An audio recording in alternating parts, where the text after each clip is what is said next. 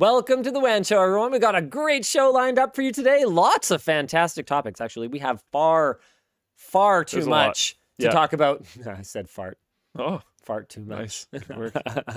Rest Exquisite. in peace, Stadia. We hardly knew ye. That's right. We'll be discussing the, seems inevitable, wasn't it? Downfall of Google Stadia. We'll also be talking about Ryzen 7000, hot or not. Now that Intel has shown their cards, we are much better equipped to talk about who we think is going to be taking the lead in this generation of gaming performance. What else we got today? We're going to be talking about the extremely exciting things that I did yesterday. Whatever that is. And we're going to be talking about some other stuff. Really, Luke? USB branding? Yeah, USB branding? USB branding. They're changing it again. USB to kill off SuperSpeed and USB 4 branding. What? What's happening? What is going on? If anything, those were your better ones. What are you doing? I'm rolling the intro. What? Oh. Stop it.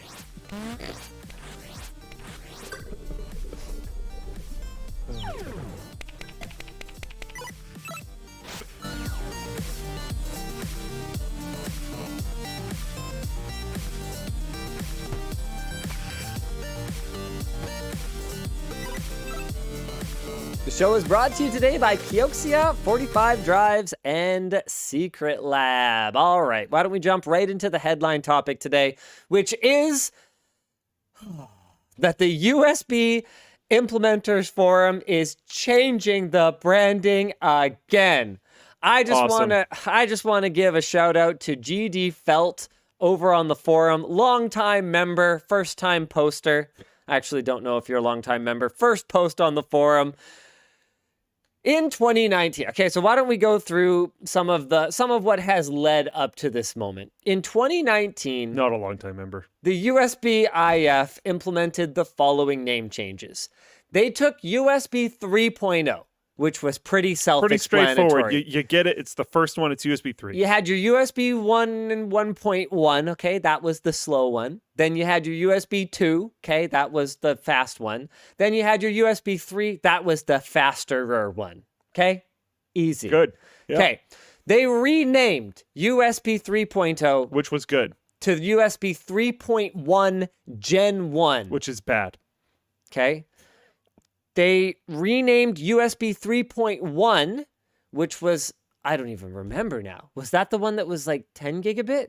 I don't remember what the differentiation I don't is. remember anymore. But that got renamed to USB 3.1 Gen 2. Then later, it was actually renamed to 3.2 Gen 2. And then USB 3.2 got renamed to USB 3.2 Gen 2 by 2. The group sought to make things easier for consumers by recommending to vendors that they label products not by their specification name, but by SuperSpeed USB followed by the max speed. Which, in my opinion, Not pretty bad. okay. Not bad. Yeah. Okay. So for example, with that guidance, USB 3.2 Gen 2 by 2 would become SuperSpeed USB 20 gigabit per second. Okay, so now the USB IF is recommending that vendors just drop the super speed.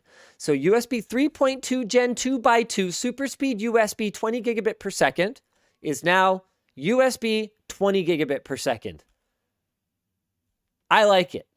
That's actually fine. That's- I didn't actually know the conclusion to this when we got into it. You know what's really great about it? That's The okay. best thing about it is that that's what I've been doing for years. Yeah.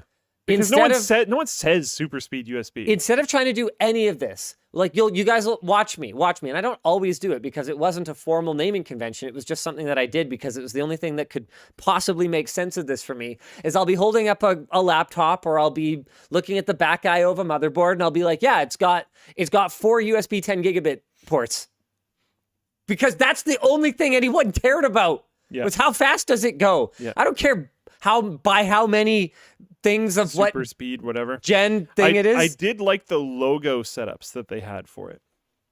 That's a weird curveball that I'll throw out there.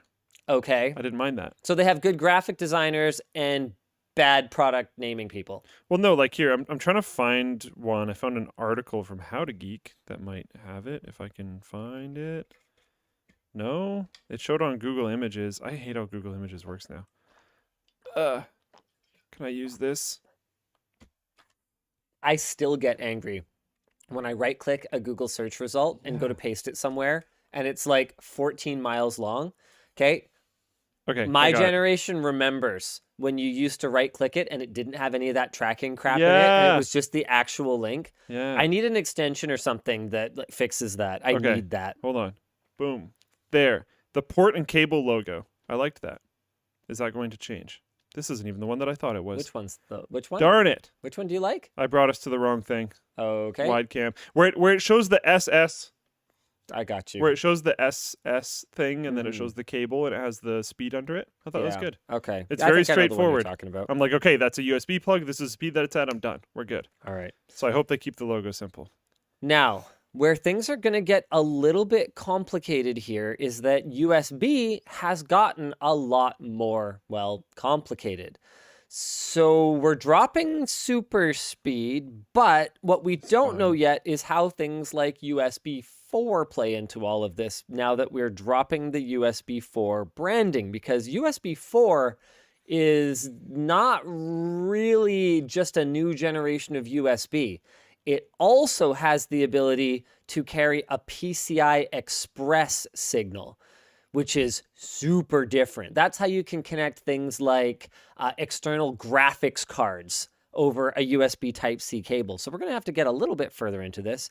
Someone said that the logos have come out and they're similar and they're good. So Okay. cool. Another thing that we're not really addressing here is USB gets used for more than just connecting your digital camera to your computer these days. We charge our devices, sometimes at extremely, extremely high power, like charging rates with these USB cables. And so it's a lot more than just what data rates a cable can handle. It's also what gauge the wires inside it are that determines how much power that cable can actually carry. So let's go on here. USB 4 version 1.0, so that's what we would know as USB 4 right now. USB version 2, so I guess that would be USB 2. USB 3.2, SuperSpeed Plus, Enhanced SuperSpeed, and SuperSpeed with a plus sign instead of a word plus are defined in the USB specifications. However, these terms are not intended to be used in product names, messaging, packaging, or any other consumer-facing content. This is from Source 2. This is from Ars Technica. This was updated in September. They still recommend that vendors label USB 2 as high-speed USB with no performance indicator. Okay. Most products using USB 2 spec are peripherals like keyboards and printers, so they don't think consumers will mistake the tech for being faster than, say, USB 5 gigabit per second. Okay. The USB IF also feared people confusing USB 480 megabit per second as being faster than USB 5 gigabit per second due to the larger number. That's fair enough. So why don't we just call it USB 2, because that's what we've been calling it since like 2003 or whatever. That would be fine, but okay, fine, sure. For USB-C cables, they now recommend packaging and logos that show both maximum data transfer rate and power delivery. That's excellent. That's actually really good. I'm down with that. But the USB IF's guidelines do not specify other capabilities like Intel Thunderbolt support, whether a cable is active or passive, or if it allows PCIe tunneling, which is, in my opinion, the most differentiating thing about USB 4. According to USB IF president and COO, consumer study groups showed that most consumers only care about the highest data performance level a product can achieve or the highest power level. But that is fucking stupid. No offense. Because PCI Express tunneling is something that the average consumer wouldn't understand to tell you that they care about. That's your entire job, is creating branding and messaging that helps people understand the value of it. And just because you've been doing this speed-based marketing and branding for so long and people understand it well and tell you that they want to know about it, doesn't mean that there aren't other important aspects of the specification that must be communicated. Yeah. Dumb. Yep. And the USB IF never talked to us again. Man, Have they talked to you at all? I don't know. Yeah. I don't know. But Yeah. like, man, Yvonne would tell me to be a lot nicer. I'm sorry. I didn't mean to say it's dumb, and I didn't mean to say that you were an idiot and that you're bad at your job, or I don't know. Did I say that? You did now. Well, no, I don't mean, think you said any of that before. Look, the point is that I disagree respectfully, and I'm sure that you're really good at the other things that you do as president and COO of USB IF, and Yeah. I'd love to work together sometime.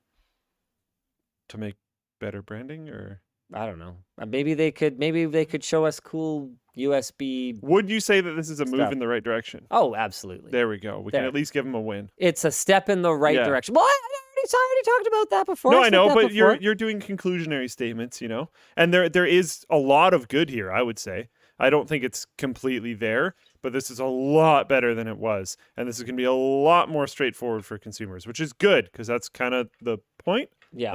I mean, I had already talked about this. We've been working on cables in the background for a little while.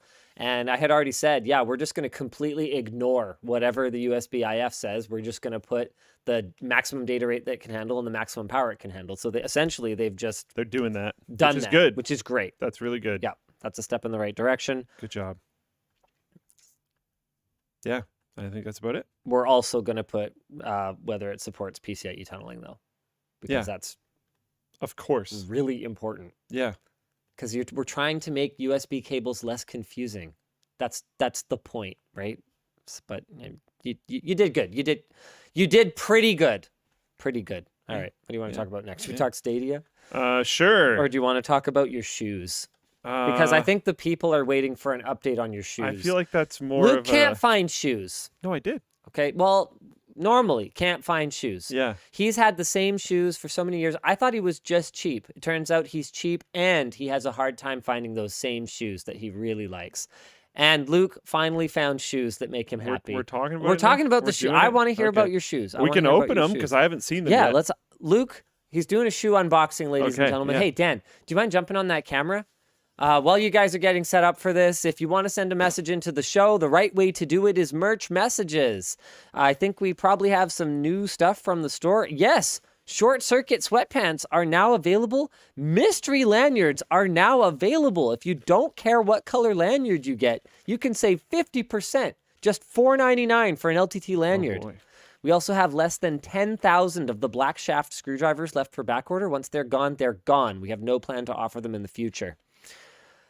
So there's the update on LTT Store. Actually, I guess I'll show you the ShortCircuit sweatpants real quick here. So these are some suggestions for things you guys can check out. Oh, I'm Dun, excited dun, for dun. these. So it matches the ShortCircuit hoodie. It's pretty subtle, honestly. It just has like zipper accents. Oh, okay. Yep, that Yeah. go perfectly with the That makes ShortCircuit sense, hoodie. though.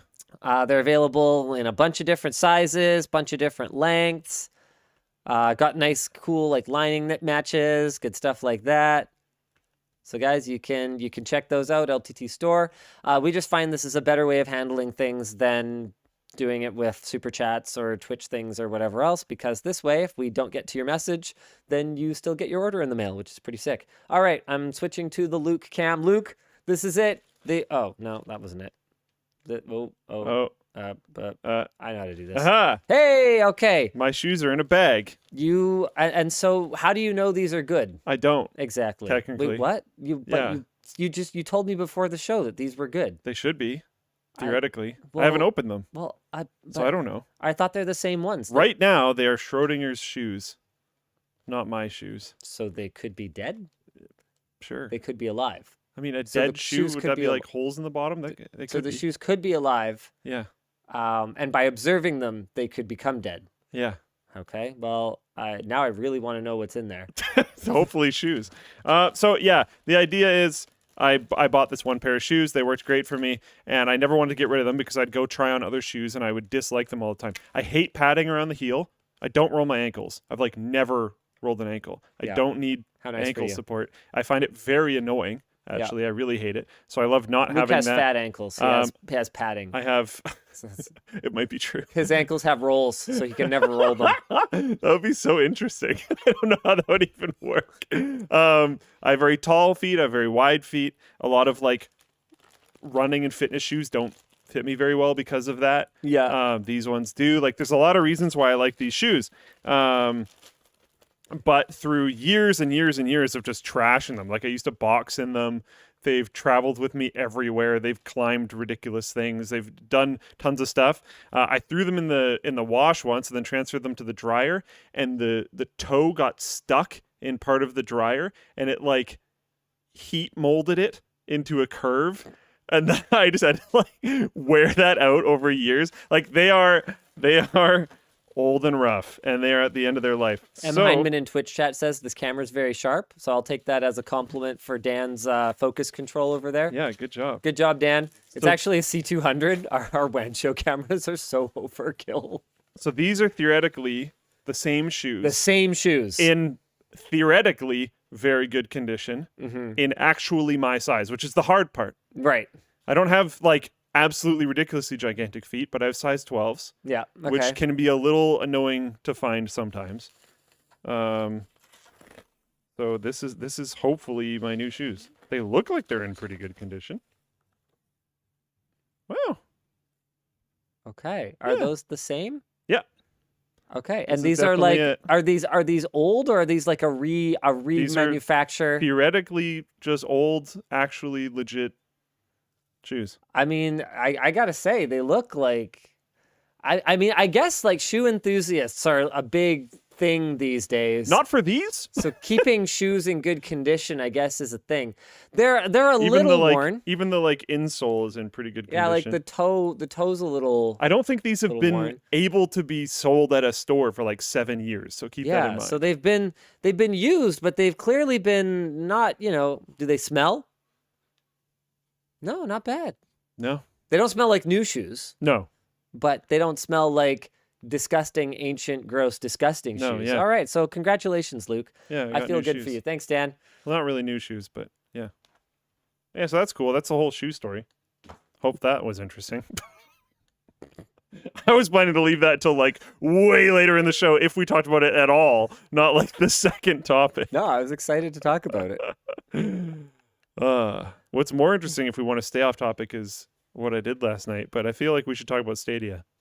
Yeah, let's talk about Stadia. Okay, Yeah. you keep bringing this up. I want to know what you I did didn't last do night. Stadia last night because no one did Stadia last night because Hey, it sucks. Got him. Well, okay. Now hold on a second. Actually, You know We why could it sucks? talk about that? Not necessarily because the service sucks. Oh, I see. But because Google sucks. Yes. Stadia sucks because Google sucks. Okay. Stadia sucks because no one believed in it. Because everyone thought it would be canceled. Because of course it was going to be canceled. Because it's Google. So no one wants to like invest in this ecosystem that they know is going to be trashed. Yes. Trashed. He said. Trashed. Yeah. Trashed. Thrown in the garbage. Yeah, because the service itself, as far as my understanding goes, was actually like really good. Yes.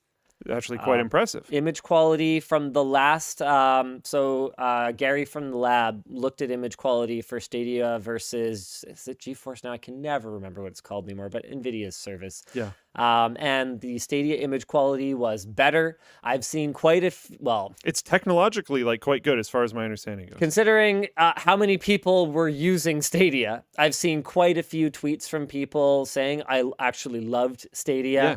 The people that I know that actually used it thought it was pretty good. Yep. Yeah. But it's officially dead and with very little No notice. surprise. It's going offline No January surprise 18th, on that either. 2023. One of the worst parts is have you seen the developers. email they sent out internally? Oh, no, I haven't actually. Oh, I heard about it, but I haven't seen my goodness. The email is brutal. Hold on, let me see if I can find this. Stadia. I think I have it in my thing here.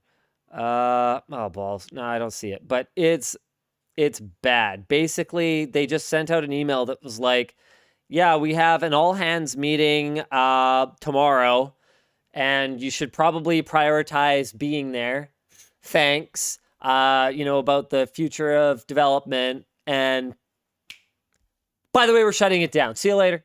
Now, they're not see you later. I think these people are being assigned to other things, but like, how demoralizing is this? Never mind for oh man, we got to talk about the impact on partners.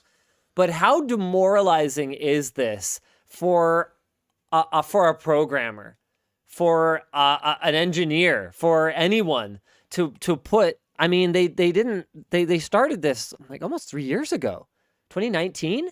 2019. Okay, I've got the email. You've got it. Okay. Oh, it's got a name on it. It's got a name on it. Oh. I mean, they shared it, so I guess yeah, it's sure. public. Go ahead and read it. Confidential, internal only. Please do not forward. Oh, you saw how well that went. Whoever shared this, your Google email is in it, so you Whoops. probably should have not done that. But it says, "Hi everyone, we'll be having a Stadia team meeting today, not tomorrow. Oh, sorry, I got today. that detail wrong. This was sent out at 7:08 a.m. We'll be having a Stadia team meeting today, September 29th at 8:30 a.m. So, okay. So people had less than an hour and a half to get ready. To share some important updates with everyone. Apologies for the short notice. Yeah. We would appreciate it if you can please prioritize attending this meeting or check in with your manager afterwards if you can't make it. Details have been added to your calendars. This will be a virtual only meeting, so please feel free to join from wherever you're working today. Best, Phil. That's it. That's it. So they didn't say they're closing the company or whatever, but I guess they probably did an hour and 22 minutes later. Woof. That is absolutely brutal. And as far as I can tell, literally everyone got absolutely blindsided by this. Developers heard about it from the news. I know a lot of developers that heard about this through the news. They were actively working on actively developing things for Stadia, and it just got canceled. Looking at how Google is planning to support the users, I'm hoping they do a similar thing for the devs and make sure that they don't get just wrecked. Because it looks like they're doing full refunds for like basically everything. I don't know if that's in the notes here, but they're doing refunds on hardware. They're doing refunds on purchases. As far as I know, the only thing they're not doing a full refund on is the subscription. Mm-hmm. But like things you bought through the Play Store or whatever, they're giving you full refunds for it. Do you think some people knew? I still have my tab open from the Logitech cloud gaming device from last week. And I remember it being sort of notable to me that the only cloud services they mentioned were Xbox Game Pass and GeForce Now. And Stadia would have seemed like an obvious one to support. I mean, unless you were smart and realized that Google would probably just cancel it at some point. Oh, wow. Apparently, someone in Flowplane chat said they started rolling out a new UI update literally just hours before the announcement. Like, these people were actively moving on this stuff. That is so internal unfair, and external teams. Because there's no way that a project like that was just canceled as it wasn't a snap decision. Like, it's absolutely something where I get it. If you don't ultimately end up canceling it, you don't want people to just be sitting, unsure whether they're going to have a project to work on tomorrow. But is this really more humane? If Google rolled out something on the scale of something like Gmail, I don't know what it would be. I can't give you an exact tool. But on the scale of something like Gmail, where it's very fundamental, very important, would you even try it? Would you migrate? Okay, maybe you try it. Would you seriously try it to the point where you migrate to it if you weren't doing it for a review reason? Because at this point, how do you trust them for anything? Any service that they spin up, they just kill. I'm trying to think if I use any Google service that was started up in the last 10 years. That's what I'm getting at. I use Android. I use Gmail. I hardly touch any part of G Suite that isn't Gmail, Google Docs, Google Sheets. And Drive. I do not use things like Keep or Reminders. Reminders they just messed with again. I do not use I use my Google Calendar, but I use a third-party app because I don't want to use their stuff. Not like a data privacy thing, but just because I don't like things changing. I use this app called Business Calendar. It's really I was going to good. ask you because I actually didn't know you did that. Oh yeah, Business Calendar's sick, especially on the Fold, man. Like check this out. Boom. Oh, wow. It's actually very readable. Yeah, and so it just like pops stuff out like this. Like my calendar app is like sick. It's a paid app. Like I paid like $5 or $10 for it or whatever, but it's so worth it. Like this is my calendar. It's like dense. Information density is what I care about. And the Google Calendar there's no way they have enough resolution. I'm not worried. Also, there's nothing like particularly scary there. The Google Calendar is just, it's super, super sparse. So I'm trying to think. White space, yeah. Like I use Android TV, but that's Android. I don't even know. Like I don't touch Meet. I don't touch I use Meet. I use Meet a lot actually. But Meet is very replaceable for me, to be fair. That's the only reason why I use it. And I actually, another calendar thing that I like, a feature that I actually don't understand at all why Google Calendar doesn't have, but is external, because I believe there's some internal tools for doing this, but external people being able to book meetings on your calendar. Maybe someone's going to school me and there's some way to do this, but I don't think so. No, you can't do it anymore. Yeah, okay. So I use Calendly. Yeah, you used to be able to send calendar invites by email and it would just like go right onto your calendar or something like that. Like there was a way better way to do it. I forget the exact details. It's one of those things like, yeah, remember when, like we were talking about before, right-clicking copy link in a Google search was just the URL. It used to be more simple. Yeah, there was a simpler way to book meetings. Like the integration between Google Calendar and Gmail was better. Maybe you guys can remind me, but either way, I use that Calendly thing, and I just find it very easy to set up like Google Meetings and stuff through all of that. So I just use Google Meet. Night Pause asks, is that not a thing in Outlook? Yeah, but like who uses Outlook? Dan's face.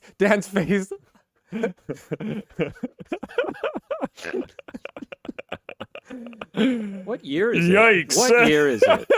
Yikes. Ooh. Someone just dropped Outlook on us. I mean, okay, if we're going to criticize Google for killing things, Outlook has staying power, okay? At least Outlook it's is still around. There. Yeah. What about Lotus Notes? You guys use Lotus Notes? Oh man. Word perfect. Almost anyone? Everyone uses Outlook? Whoa, that's not true, dude. Not even a little. That is not true. Not even a little bit. All universities use Outlook. Yeah, like government-ran institutions. Microsoft has a lot of fingers in those. But outside of that, I don't know. I don't know about that. Oh man, that's great. Yeah, yes, a lot of businesses do use it. Yes. Just chill, you guys, chill. I A lot of cannot people saying Outlook is better than Gmail. To be fair, I have not used Outlook in a long time. Last time I used it, it was embarrassingly bad. Okay. But it's been a long time. I will say. Okay. All right. Should we do a poll? I'm going to do a poll. You can keep going. Do a poll. Dan, can you think of any Gmail service that was started in the last 10 years that you use? You know, Duo? Any, like what do they even do? Guys, I want to hear from you guys too. Hit me up, Floatplane chat. Yeah, I can't think of anything. Like Docs and Sheets, mostly. That's it. I mean, I guess most of the Google services that we use, we might not realize we're using new ad serving technologies and whatnot. Wow, this poll is very surprising so far. I asked, is Outlook better than Gmail? Yeah, and maybe I influenced this poll by making it so the no answer is saying that Gmail is better.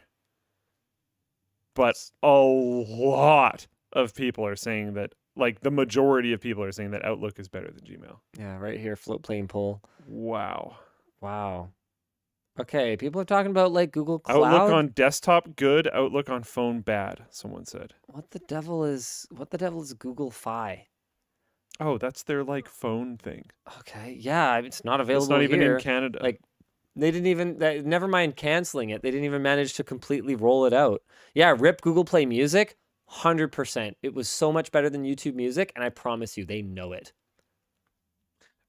Is Google Fiber still a thing? I don't think so. I thought they canned that. Google Google Glass? Chat. Google Chat is just Hangouts. Like Glass? Google Glass? I know, I asked what you still use Oh, yeah. from the last 10 years. No, yet another thing they abandoned. Way to not prove the point. Oh man. Yeah, rip inbox. Yeah, exactly. Yep. Yeah. GPay. No, I don't use that. Google Pay, that's just part of your phone. You probably, if you use Tap, I think you use that. No, Samsung has their own. Oh. I have Samsung phone. And I didn't even set it up because like I set it up once and then there were like two different ones on my phone for some reason. Maybe one of them was the Google one and one of them was the Samsung one.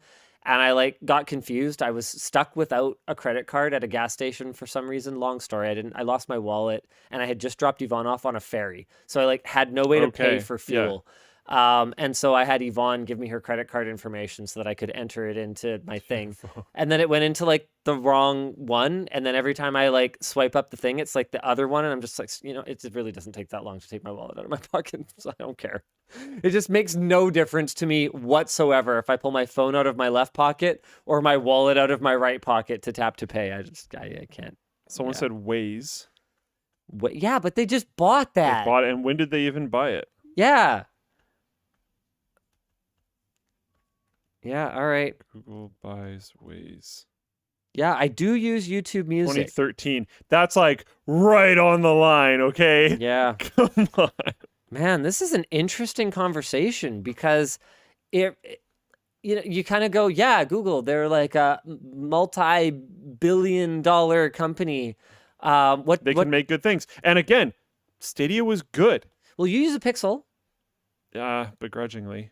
Well, but you do. Technically, I probably won't next And time. the Pixel program is within the last 10 years. Like, but you use it.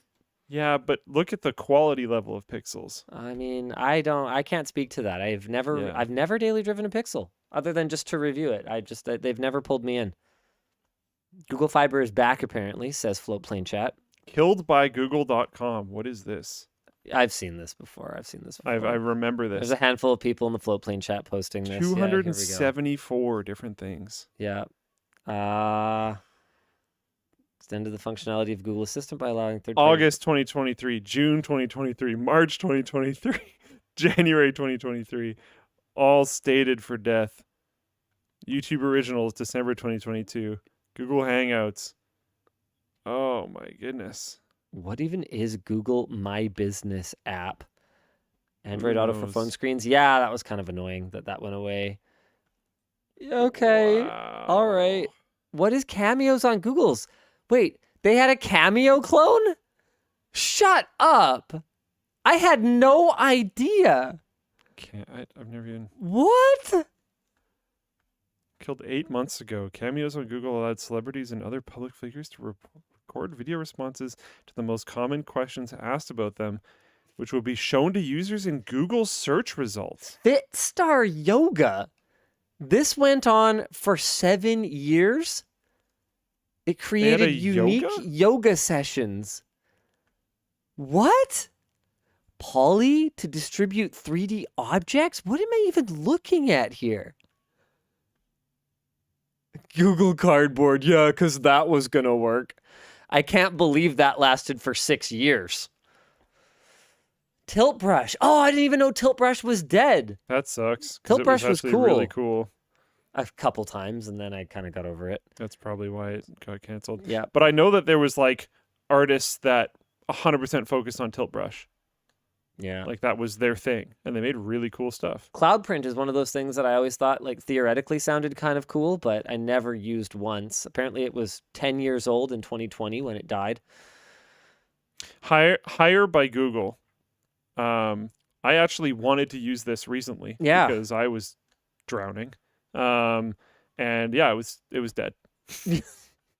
So I was like, oh, that sucks. Because I remember us like talking about it on WAN forever ago. So I was like, oh, I'll go find that thing. Maybe it'll be helpful. And then, yeah, I couldn't. To Google's credit, most things are being refunded, which is the most good guy possible way for them to do this. So back to the Stadia topic. Yeah, back to Stadia. It sounds like they're doing it nicely. Yeah. You don't even To have to return users. the hardware. You just like keep it. I would like to see them do something with the hardware. With the hardware, I'd like to see the controllers like still work. You know, get some basic drivers. I've never tried to use a Stadia controller because why would I? For anything. But I would like for them to still work for something. That would be great. Apparently, it does. Apparently it does. The Okay. Stadia controller works fine as a standard game controller on both Windows and Macs. Apparently, there are some limitations, but you can use the device as a wired controller. It doesn't work wirelessly with a standard Bluetooth controller, but you can use it wired. So Okay. I enjoy the idea of not having e-waste. I think that's good. Yep, that's good. This move of refunding everything, this I added, tells us one of two things. Either it was costing them a king's ransom to maintain Stadia day to day, Wouldn't be too surprised considering it was really good. to the point where it's cheaper to just say, forget it, refund it all, make it go away, than to just leave it running indefinitely. Or it tells us that the amount they sold was actually pretty negligible. Which I think it might be because, I think it's a little of column A, a little of column B. yeah, that makes sense. Because it's one of those things where, again, I wouldn't trust, I don't know if you want to use the term investment for this, but I wouldn't trust investing in a platform like this. I'd be sketched out because it's Google, right? Yeah. And I feel really bad for all the developers. I hope, like I said earlier, I really, really hope that the developers, internal and external, are being taken care of at the same level that it sounds like the customers are being taken care of. Because it sounds like the customers are getting a pretty good deal. I doubt it. I doubt it as well. Yeah, there's just like no way. I'm just saying I hope. Yeah, there's just no way. I do know that they paid a lot for getting some of the games onto Stadia. Like tens of millions. Like getting, I think they had like Red Dead 2. Like, let's see how much Red Dead 2 was. One sec. Stadia pay for Red Dead. All of this comes after CEO Sundar Pichai, I think, said he wants to make the company 20% more efficient and cut costs. This is my problem. I don't listen to or watch anything. I only read. So whenever I say people's names, like on WAN show, it's like, yeah, I've actually never heard your name spoken. So Yeah. sorry. I have that issue with certain words and stuff too. Yeah. Yeah, I don't know the exact amount, but there's an article here from Gaming Bolt that says Google spent tens of millions of dollars for Red Dead Redemption 2. I thought they spent tens of millions of dollars for games in general. I didn't realize it was just Red Dead 2. That's wild. And then they also paid huge sums for other games to get on the platform as well. Okay. Wow. And here's an interesting one. Any exclusives that were planned for Stadia are now forever lost unless they get bought and or ported to something else. And based on what we know about the game development cycle, there could have easily been games that are 3 to 4 years into development right now. And could be like quite complete and might never see the light of day. I don't know. I actually don't know of any Stadia exclusives, but you wouldn't always know about something like that. Maybe this is the kind of thing that is going to kind of pop up over the next 6 to 18 months as people move on from these positions and they don't fear being sued into oblivion or losing their jobs or whatever the case may be. Oh, wow. I don't like 100% know if there's like This is proof behind this or anything, Yeah. but it sounds pretty legit. There's a developer who posted in the r/game dev subreddit. They spent 4 to 5 months building a port for Stadia, and they finished the port like yesterday. So to read it specifically, it says, we'd been working on our Google Stadia game port for a few months.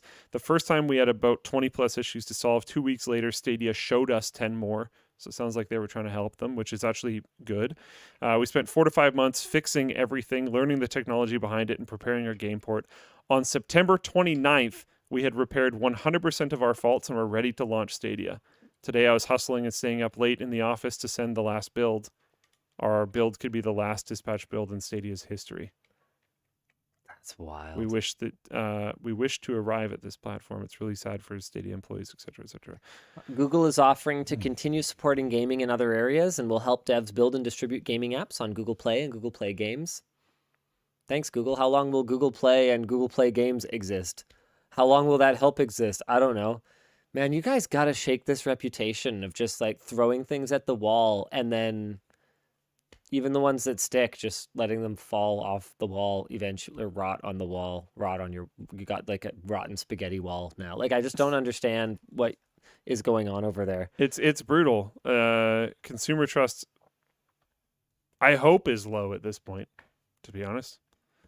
Because, like, wow, brutal. Hope people can migrate game data. I didn't even think about that.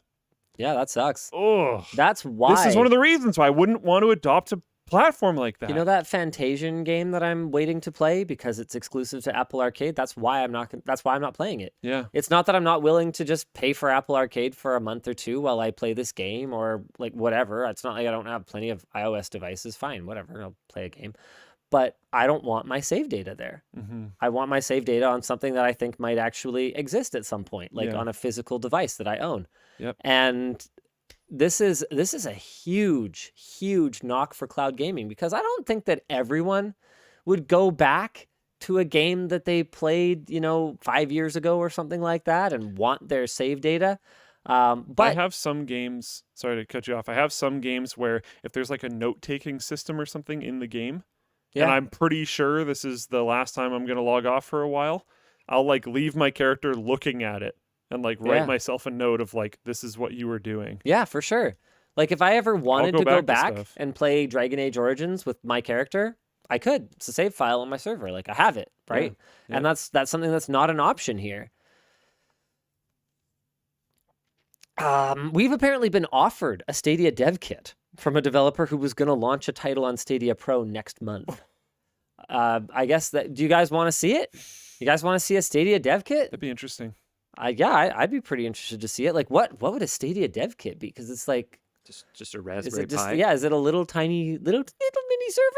How many days is that? Apparently someone has a Red Dead Redemption 2 game on Stadia with 6,000 hours on it. Wow. Okay. I mean, is some of that just leaving it idling? Are you the reason they had to shut it down? It's like, we've been transmitting this same frame for 4 months. 250 days. For a lot more than 4 months. We've been transmitting this same frame for 9 months. Oh no. I know there's some people that are like really, really hardcore into the like online gang system in Red Dead. Just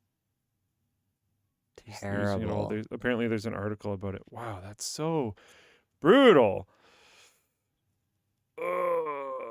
Okay, you guys can stop posting about the 6,000 hours thing. Come on. Don't spam so much. Okay. Let's move on. I feel like we should probably get some sponsors done here. And then we'll talk about the recall on the backpack. Oh, Trust me, bro, we'll take care of it. all right. All right. The show is brought to you today by KIOXIA. Their CM7 series NVMe SSD is optimized for the needs of high performance and highly efficient servers.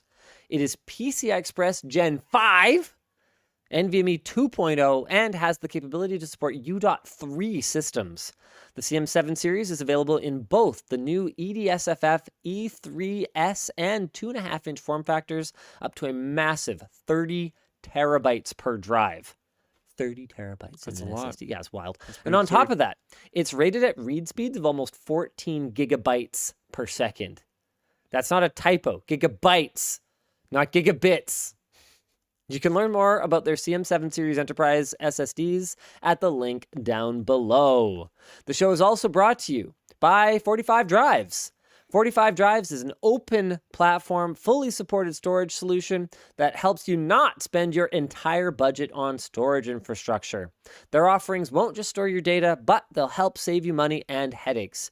You can scale one drive at a time or add servers into your system as needed, and they offer a by-the-minute approach to technical support. There's no rounding up to the nearest hour if you only need 37 minutes of assistance. 45 Drives is always there to help, and you can learn more about their custom storage solutions at the link in the video description. Finally, the show is brought to you by SecretLab. Whether it's business or play, SecretLab chairs are designed to keep you comfortable for long hours. They're currently offering up to $300 off select products for Black Friday. Are we into Black Friday season already? Good I think gravy. so. The SecretLab Titan Evo 2022 is shaped to support you while distributing your weight evenly and helping relieve pressure. And they come in a variety of upholsteries, so there's a style and comfort to suit your needs. Plus, they offer a 5-year extended warranty and 49-day return policy, so they have your back. Get it? In more ways than one. Yeah. Haha. Head to the link in the description and check out SecretLab today. All right. So, we have what's encountered going on? an issue. Dan, you're on the camera again, if you don't mind terribly. We have encountered a user-reported issue with the carabiner zipper pulls on the LTTStore backpack. Actually, I'll start by giving you a sample of one that is not broken. Well, here, actually, I'll hold it up and I'll show you the first. I'll show you the first two. Then I'll get your impressions for some of the ideas that we have. This didn't come up during testing. Oh, right. I guess I'm supposed to. Not that one. Gosh darn it. There we go. Okay. You know what? I'm going to come a little closer to you, Dan. This didn't come up during testing, but what we found is that these custom carabiner zipper pulls that are attached to the zippers with these little loops here. There you go.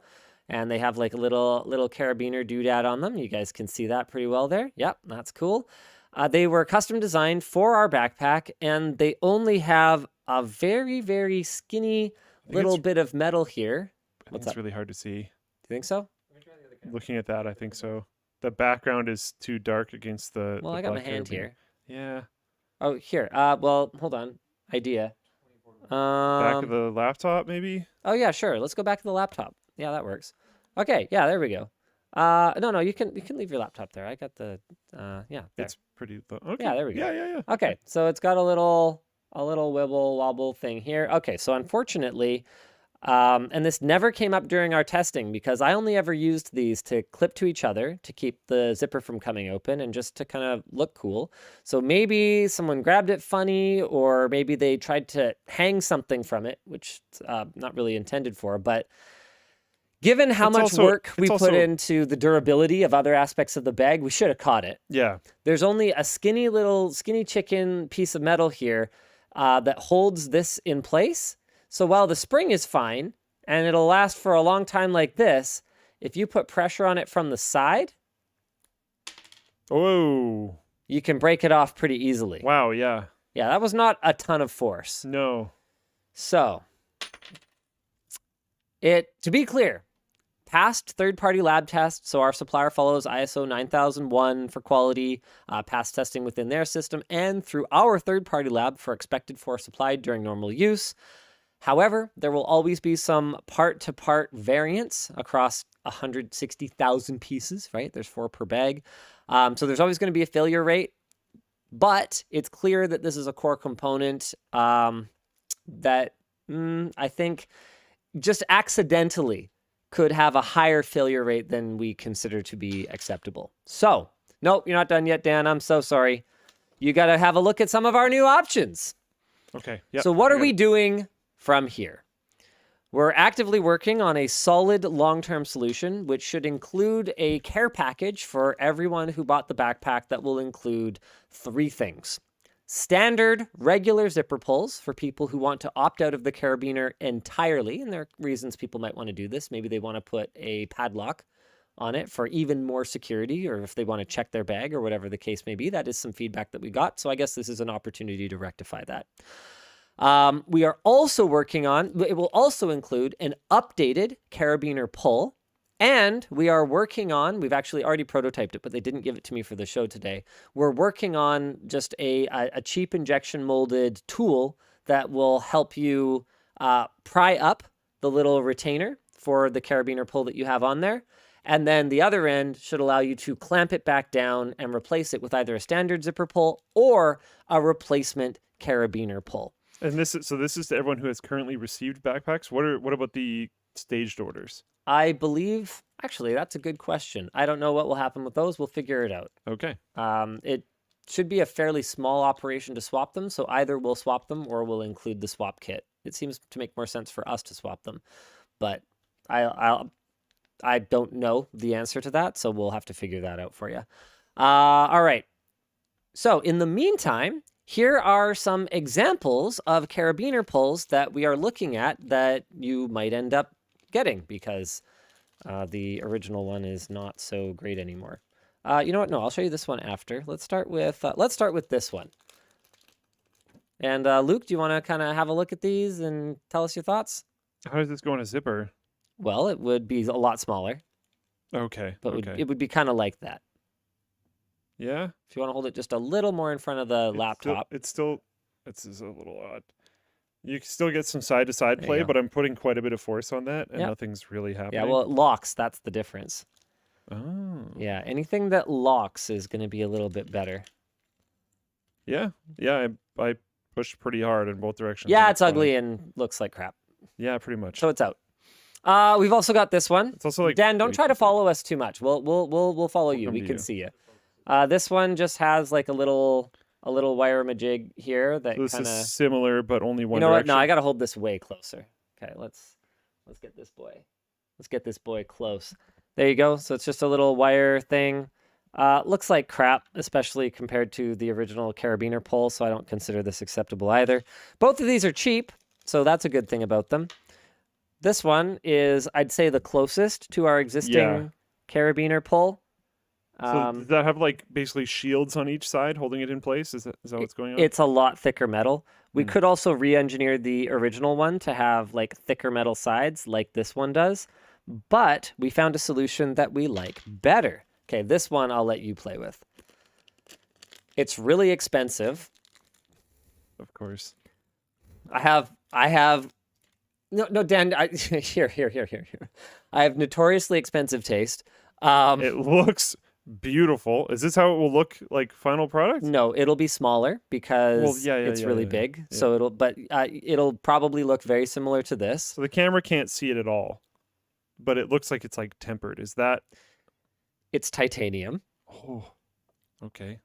I'm really glad. At one point in the development That process, doesn't have structural issues? hold on, we'll talk about it in a sec. Okay. At one point in the development process for the backpack, we considered having carabiner pulls on every single zipper, and we were like, it's a bit much. Given the cost of this, How much is this like? I'm really glad it's only 4 per bag. We'll be okay. But How much is this? it's really nice. Here, I feel like if you bought that individually, it would be like double-digit dollars. No. It'll run you. Oh, shoot. Wrong thing. Bloody hell. Okay, there you go. So here's what it is, guys.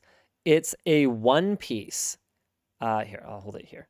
It's a one-piece titanium clip here. You got to show the bottom And then when the you do hinge. Yeah, the hinge is just like this. that.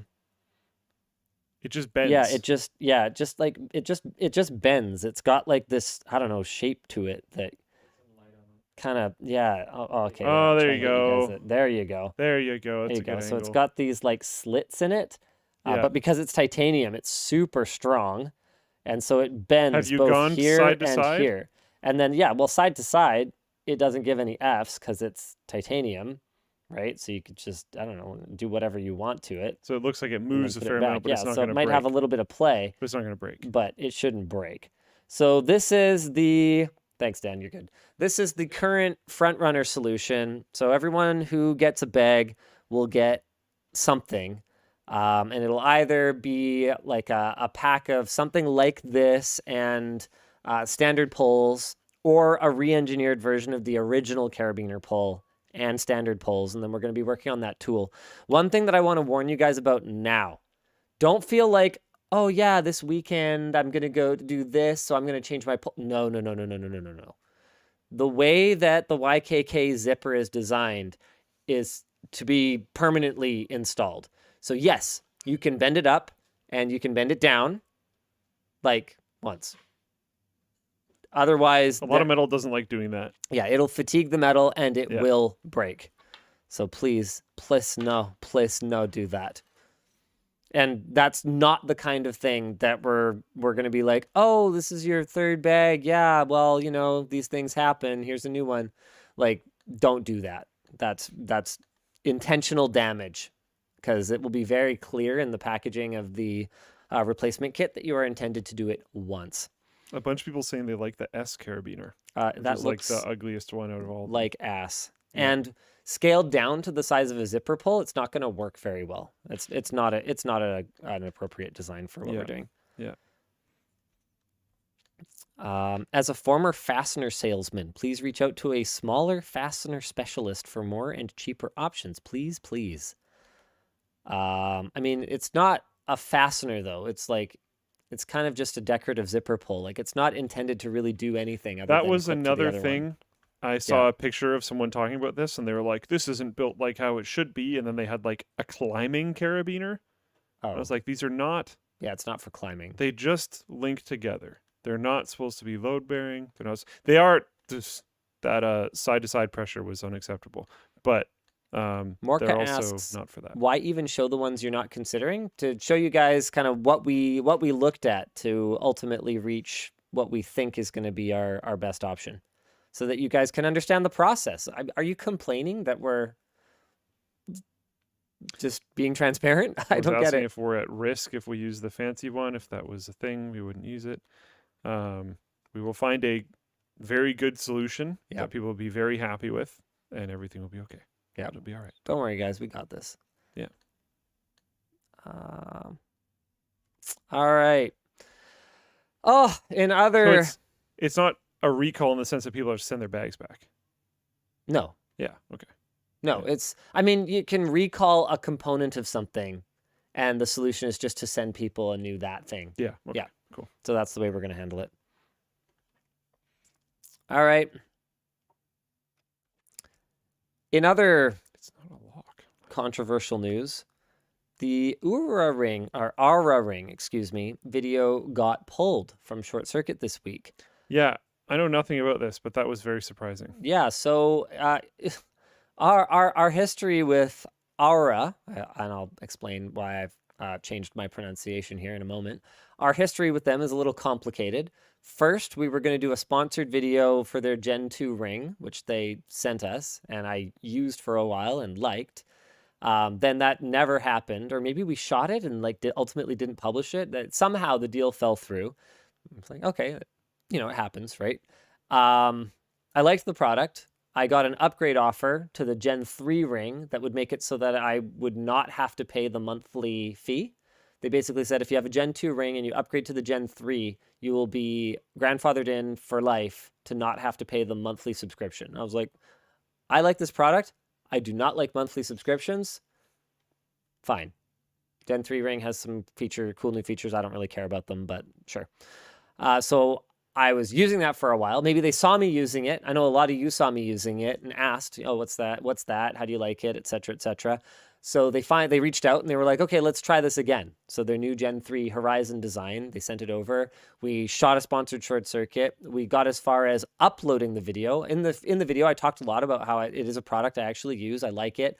Of course, any sponsored video, I still can't say anything I don't actually believe, like by law.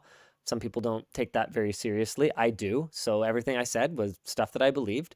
And one of the things I believed was that the pronunciation of their company, O-U-R-A, was Oura. It's not. It's Aura, like A-U-R-A. So. To be completely honest, I thought their company was named A-U-R-A. No.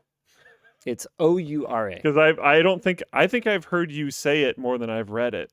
So I always just thought it was, anyways. Anywho, so I said it wrong repeatedly in the video because, and this kind of ties into what I said earlier in the show about I only read things. I don't watch or listen to them. So I have the only context I have is how it's spelled. And, I think that at this stage in our company, we should probably have processes for making sure that the pronunciation of things, particularly on a sponsored video, is correct. But it slipped through the cracks and we shot a whole video with the name wrong. They were apparently very upset. And we offered a fix, which was, I think we were going to use the YouTube editor to be like, LOL, Linus got the name pronounced wrong, and a pinned comment. They weren't happy with it. And trigger happy newbie here by the name of Colton reacted to this by pulling the video. Actually, it was a decision that was made in the business department before I really got an opportunity to weigh in on it. We were told that There was no way for us to make a change to the video to like alter the pronunciation because of like YouTube's policy. But I was like, okay, yeah, but like I might have been able to call people. Once the video is pulled, it's like dead. You can't like, yeah, you could put it live again, but nobody's going to watch it. Like that initial burst from publishing, unless it's, you know, a miracle viral video, nothing good's going to come of it if you republish it. But so it was pulled. So it was kind of too late to do anything about it. And I might have not been able to do anything about it anyway. It might have been the same decision. So really, this is just about maintaining transparency for you guys, not, you know, blaming anyone. It was a team decision that was made. I was not informed, but I might have made the same decision anyway. So the bottom line is we pulled the video. We're not putting it back up. This isn't the first time we've had difficulty dealing with Aura. I like the product, but you know, I don't think they're bad people or anything. I just think it's fair to say that we are unlikely to attempt to work with them again at this point, and it's left a bit of a bad taste in my mouth. It wasn't entirely their fault, for sure. Like, you know, I get it. But also, you know, I think their reaction was not really helpful. I don't think it was really constructive. I also don't think that it was an unmakeable mistake. O-U-R-A. You know, I would have guessed Oura. yeah, maybe you should have paid for, you know, the domain and trademark Aura, A-U-R-A, if that's what you wanted. Like, you can't just spell stuff wrong and then be like, oh, why didn't you pronounce it right? Like, come on, guys. There's Chill. also like tons of different things like that that get quote unquote pronounced wrong. Someone in Floatplane chat mentioned NVIDIA TI. Yeah. No one at NVIDIA even knows whether it's TI or TI. Or ASUS in general. Yeah. There's lots of them. The better way to do it is to attack it with humor. ASUS did that. They made some like joke videos back in the day about how to pronounce their name and stuff. Opu Lance GT in Twitch chat says the Ouya pronounced it Ouya. So it's not like I was coming at this completely out of nowhere. I didn't even think about that. Like, it's just One of the things is you never know where the root language is from. So those letters in combination from different root languages might make different sounds and stuff. Like it's actually really hard to just read something in you know, English letters and know what it means. Cyan Wave says, I agree, Linus, you should have done diligence and taken the error on the chin. Your fault. Yeah, but it's not about fault. You know, like in business, you can take a very hardline stance like that, but Then you don't have a video given to tons of people about your product. It's not constructive, right? Like Yeah. it's about finding a fix that works for everyone and getting it done, right? So yeah, sure, assign blame, go ahead. But it's not helpful, right? So it's about what are you trying to do? Are you trying to just kill a relationship and never work together again? Then by all means, be like that, right? But if you're trying to fix it and trying to move forward, which is what smart business people do, then you got to take a different stance, right? Like you gotta, I mean, anyone that I've ever coached on email etiquette, probably including you, one of the first things I'll tell you is even though you know 100% that it's the other person's fault and that they're an idiot and they're ass covering or whatever, the first thing you do is say, I'm sorry, I might have misunderstood. Yeah. That's actually been one of the most useful things too, because a lot of the times you can be like 95, 98% sure you're right. But if you say I might have misunderstood, it's very likely you'll get more information. Yeah, 100%. And then they will end up figuring out that they made the mistake, which is just easier for everyone. It's simple math. The second you attack someone, they will be defensive. It's a battle now. They are on the defense. And in a lot of situations, you don't want a battle. You want a resolution because you just want the problem to be fixed. So it's easier to just be like, whatever I might have misunderstood is a way to say, like, I'm not placing blame, but let's just solve the problem, which is better. M. Hindman says, Linus, stop putting your foot in it. In that last segment, you throw your staff under the bus and criticize the sponsor. I'm telling you guys what happened. That's what happened. What more can I say? Did I say that I pronounced it right? No. Did I say I did my due diligence? Nope. Did I say I pronounced it wrong and that I didn't do my due diligence? Yes. Okay. What ultimately what do you want from me, right? Like what can I do? What can I do other than be transparent? Should I just not tell you things? I feel like we've run into this a fair bit lately. I've brought this up before. This is actually a really big problem. The way I've brought it up is devs on stage. Yeah. A lot of people want to hear directly from developers very often. But then when a developer missteps or says something slightly incorrectly or says a thing that people decide that they shouldn't have, one of the examples that I bring up is don't you guys have phones comment from the Blizzard developer? Like, yeah, that was stupid. Of course. Both other people in this room cringed when I said it. Yes, that was really stupid. But the more you really heavily attack stuff like that, the less devs on stage.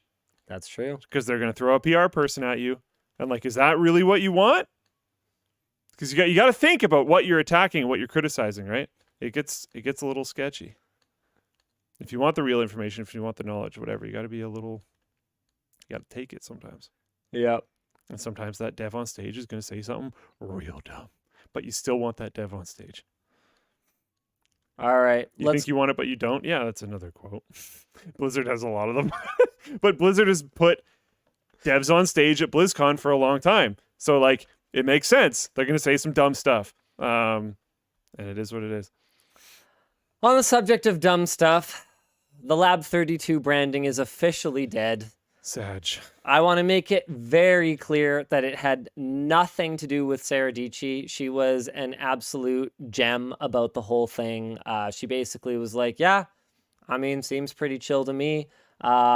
Here's, what we have. Have I talked about this already?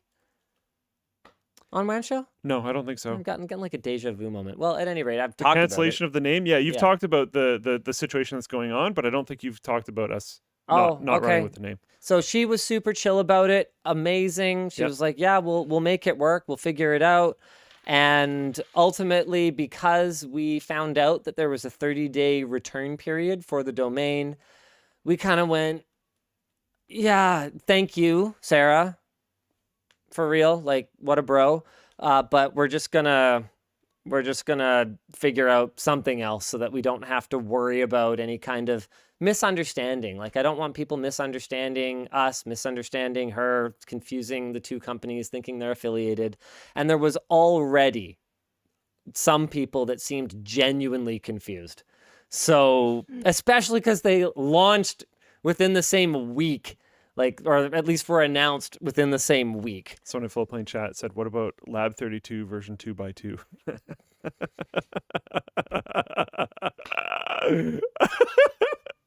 SuperSpeed Lab 32.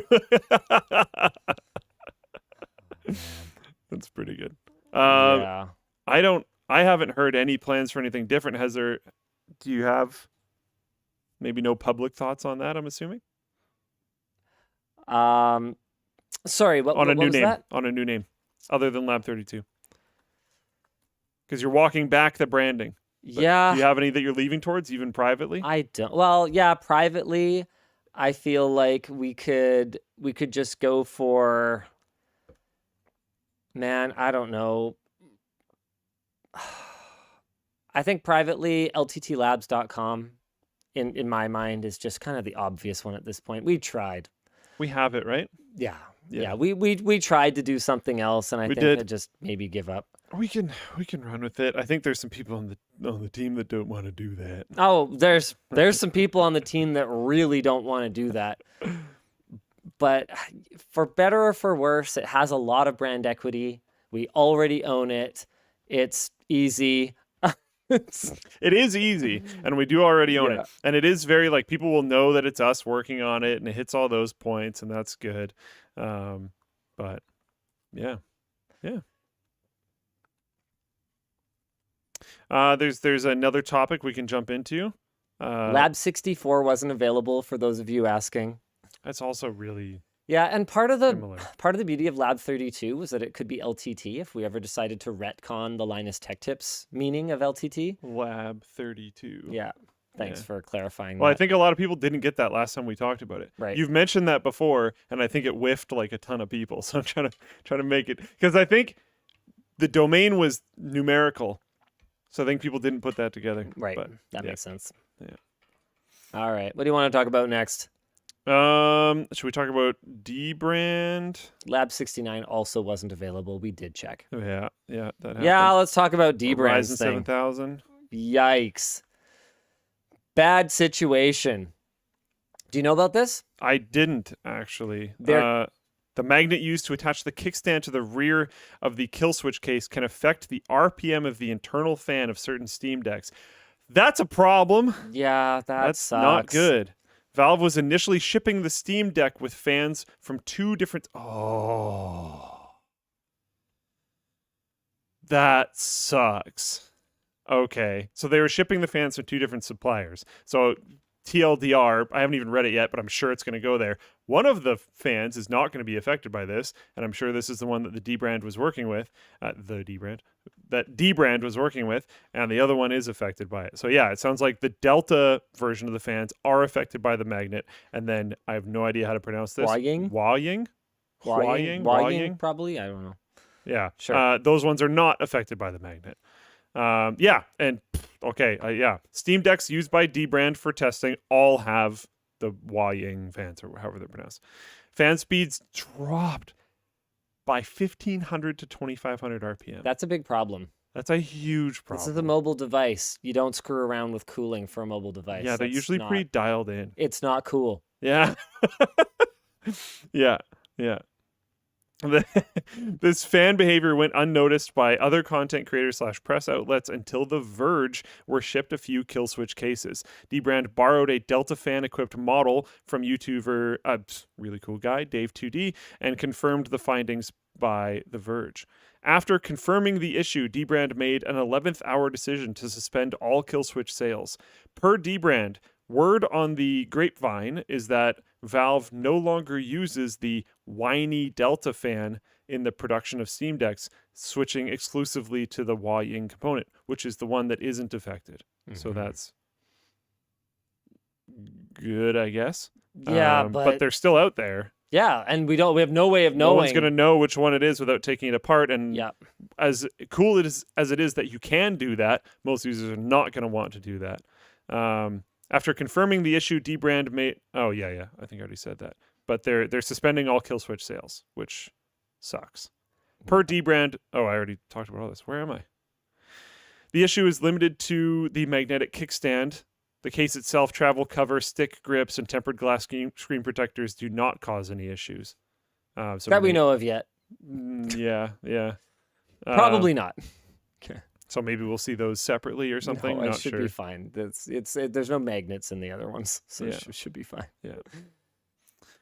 Oh, and unfortunately, because I thought the magnetic system was super cool. Well, I don't think it's necessarily going away. It is. In response to this discovery, DBrand is pivoting from the magnetic mount to a mechanical interlocking system for the kickstand and future accessories. So what's going to happen is if you already ordered a magnetic version 1, you're going to get that, and then they're going to also send you a mechanical one. Just in case you find it causes a problem with your system. In case, well, because that's the thing, you might not notice it causes a problem. Oh. So they want people using the mechanical one. Now, I, a savvy user...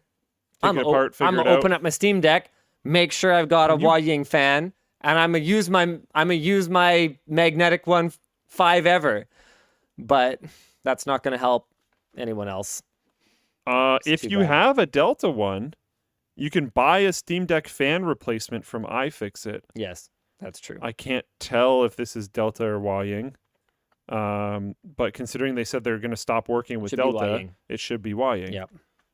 So that's an option if it comes down to that. Rough day for DBrand. Yeah, that sucks. You don't yeah. want to go through all that product development and everything and have a problem like, oh, all the units that you had happened to have the fan that it would be fine with. Like, that's so unfortunate. That just sucks.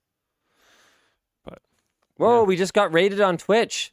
7 people showed up. Nice. Nice. Thanks, Let's AD go. Penrose. Thank you. Rating is a weird thing to me. Yeah, But hey, thanks. it can be cool. Welcome, Raiders. Yeah, indeed. All 7 of us. Should we There's talk literally half dozen of us. Should we talk about my absolutely thrilling night last night? Yeah, what are you talking about? He's been talking about this, like he's been vague posting all day. about this. I wanted to talk to you about it because it's very absurd, and I knew you'd laugh at me for it, and it would be a fun conversation. So I Sure. just decided that, hey, we don't always get to talk that often. Might as well just do it on WAN Show. I guess so. So I mean, we talked a lot like yesterday, but sure. that's probably true. Or Wait, Wednesday. yesterday? No, yeah, Wednesday. because I was going to say I would have talked to you about this. Yeah, we talked for like 2 hours on Wednesday, but Yeah, yeah, but we this don't talk. this Sure, hadn't whatever. happened Yeah, yet. whatever. Sure. This sure. hadn't happened yet. Yeah, sure. So I was wandering around various parks with a gigantic bird cage, playing bird noises from my phone, trying to not look crazy.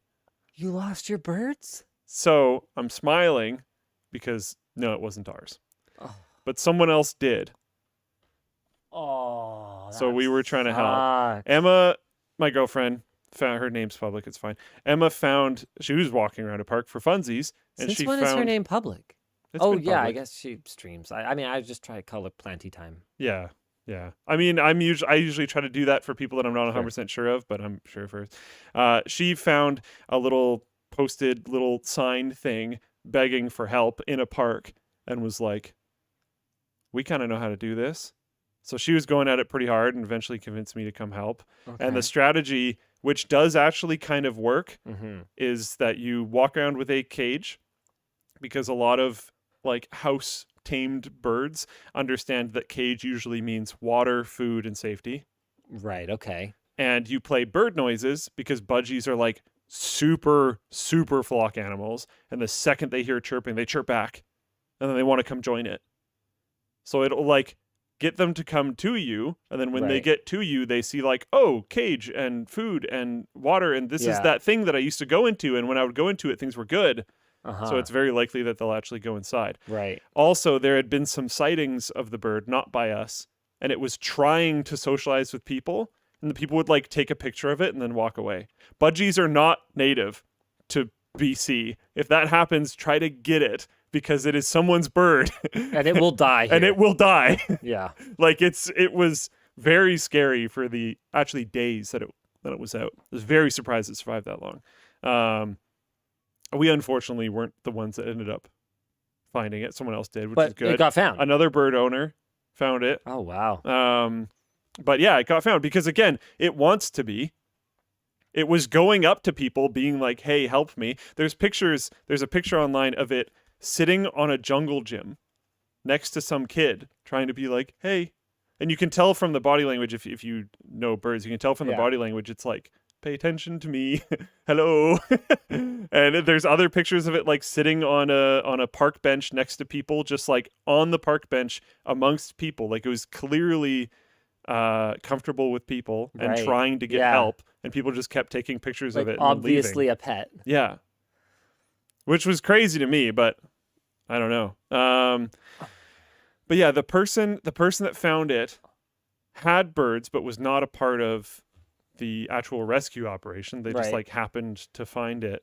And And be our smart. our concern right now is that no one knows who the actual owner is. It was just a bunch of people reporting like this is clearly someone's bird. Oh, so we don't know Don't know who the owner the is. owner. Yeah. Oh. I might have said that oddly at the beginning, but yeah, yeah, I thought you were helping the owner. so the I report mean, I guess you were, but the report was that someone had seen the social posts and immediately clued in that it was someone's bird, but it Right. wasn't their bird. But they were Got like, it. we should try to help this, whoever this bird this is. So the person that has it doesn't really want to like bring it to a vet and stuff, and is like being all weird about it and kind of wants to keep it. oh. But there's nothing that like we can do about it. So it was a weird night, but there's like a halfway happy ending. It's no longer outdoors where it has a huge chance of not surviving. right. So that's good. Now it's indoors where it also has a huge chance of not surviving There's a because it's a concern budgie. there. Yep, that's a thing. Yeah, Luke's had some bad luck. it's been better lately, but birds are very fragile, especially really tiny birds. They get sick very quickly.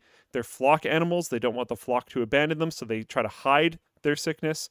And they don't exactly have a lot of mass, so they tend to die very quickly. Does the bird have microchips? I don't know. We I weren't the don't- ones that caught it. I don't think so. Can you microchip a bird? Usually, you put a little band Yeah. around its foot.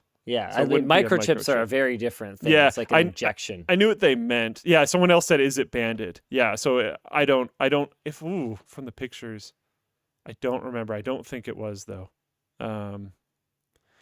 But yeah, that was interesting. I was talking to my girlfriend afterwards, and she was talking about how when she's walking, because she's doing the same thing. She took the small cage. I had a really big one. My hands were very unhappy by the end of it because it's just this like wire that I have to hold the cage on. But she's walking around playing budgie noises.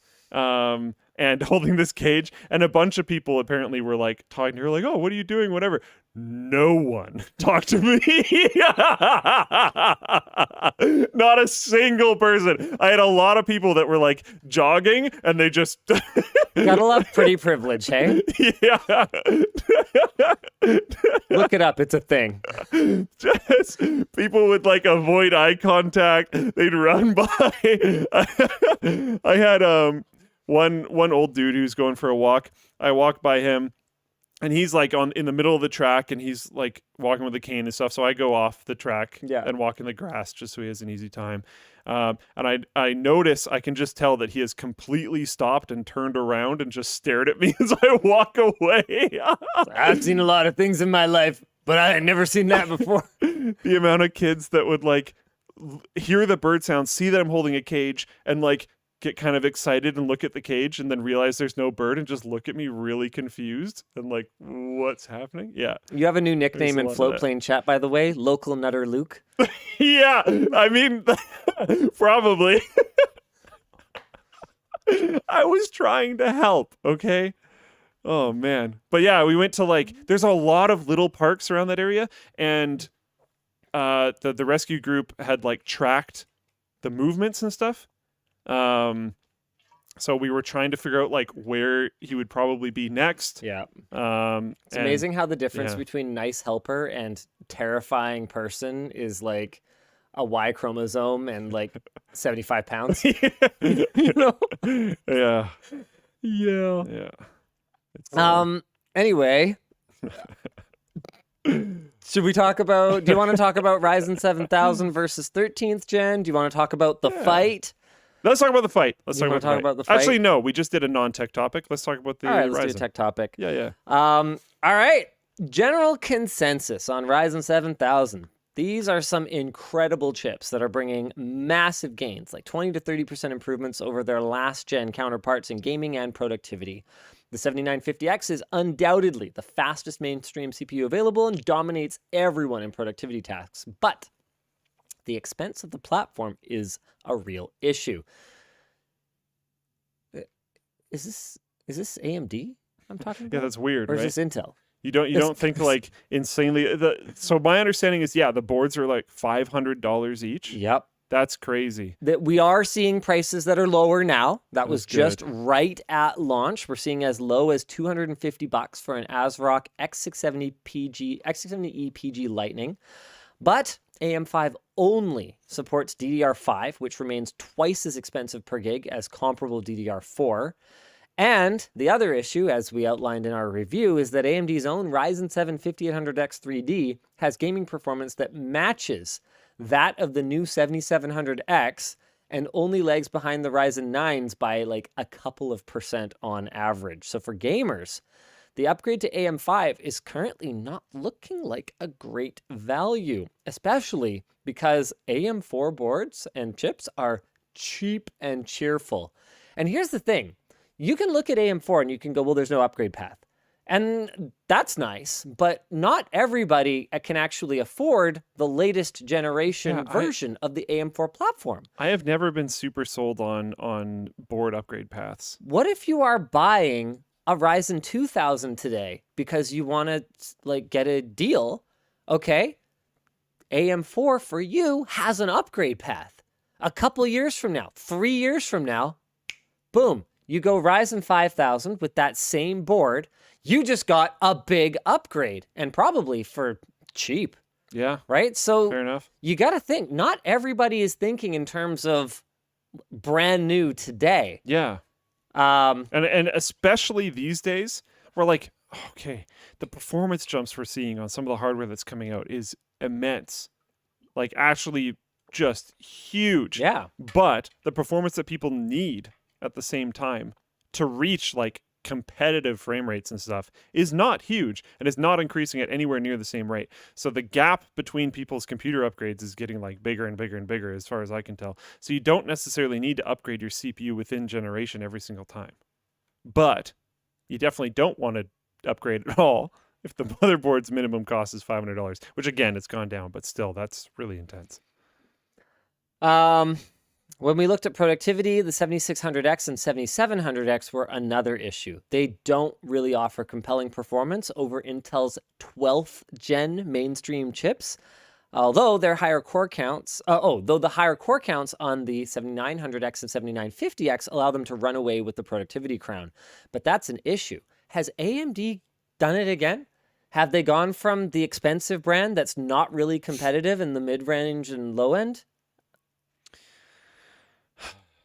There have also been concerns expressed by the community around how hot these chips get. They will often run at 95 degrees on the hottest core before dialing back, but AMD says that this is by design. And if you want, you can target 115 degrees with an overclock before throttling and hard crashes will happen. So far, we've been unable to get any of our chips to run hotter than 105, and we're not sure why. My current computer like heats my house. I don't need more of that. Well, here's the thing. How hot the die is in like degrees Celsius is not indicative of how much heat it outputs. You could have a router that has its CPU running at 100 degrees. Yeah. It's not outputting a lot of heat. The thermals are just not being properly managed. Yeah. You could have a 300 watt chip that is running at 70 degrees with liquid cooling on it, and it is still kicking 300 watts into your room. It's just not running hot, if you guys kind of understand what I mean. Conservation of energy, all right? It doesn't matter what temperature it's at. It matters how much actual power it is consuming and therefore thermal energy it is outputting in terms of maintaining room temperatures. Yeah. What were you going to say? Der Bauer did some stuff with that as well. Is that in here? Yeah, he delidded the 7900X and dropped like I think it was like 20 degrees or something. Yeah. So there is some speculation that AMD may have sacrificed thermal performance to maintain cooler compatibility with AM4 coolers, in which case good guy AMD, but I haven't seen any confirmation of that.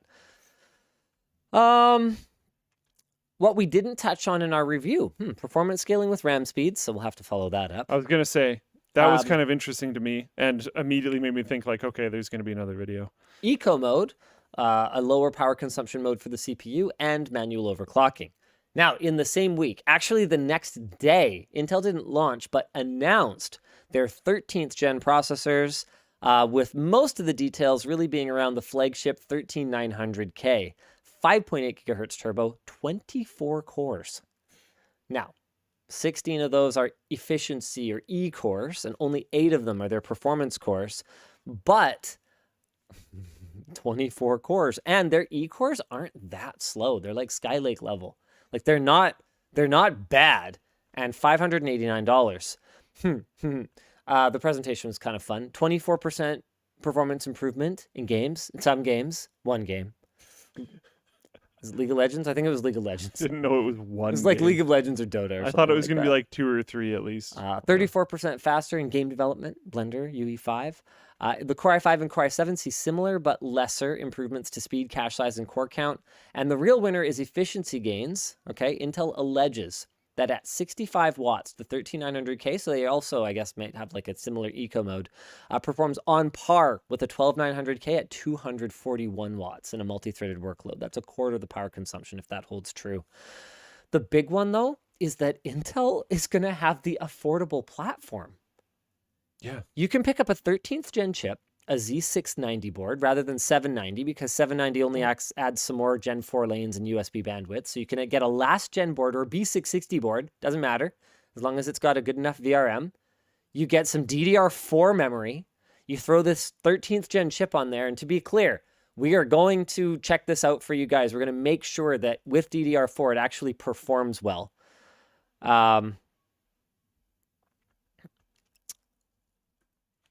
And you're going to have like a latest gen platform for literally hundreds of dollars less.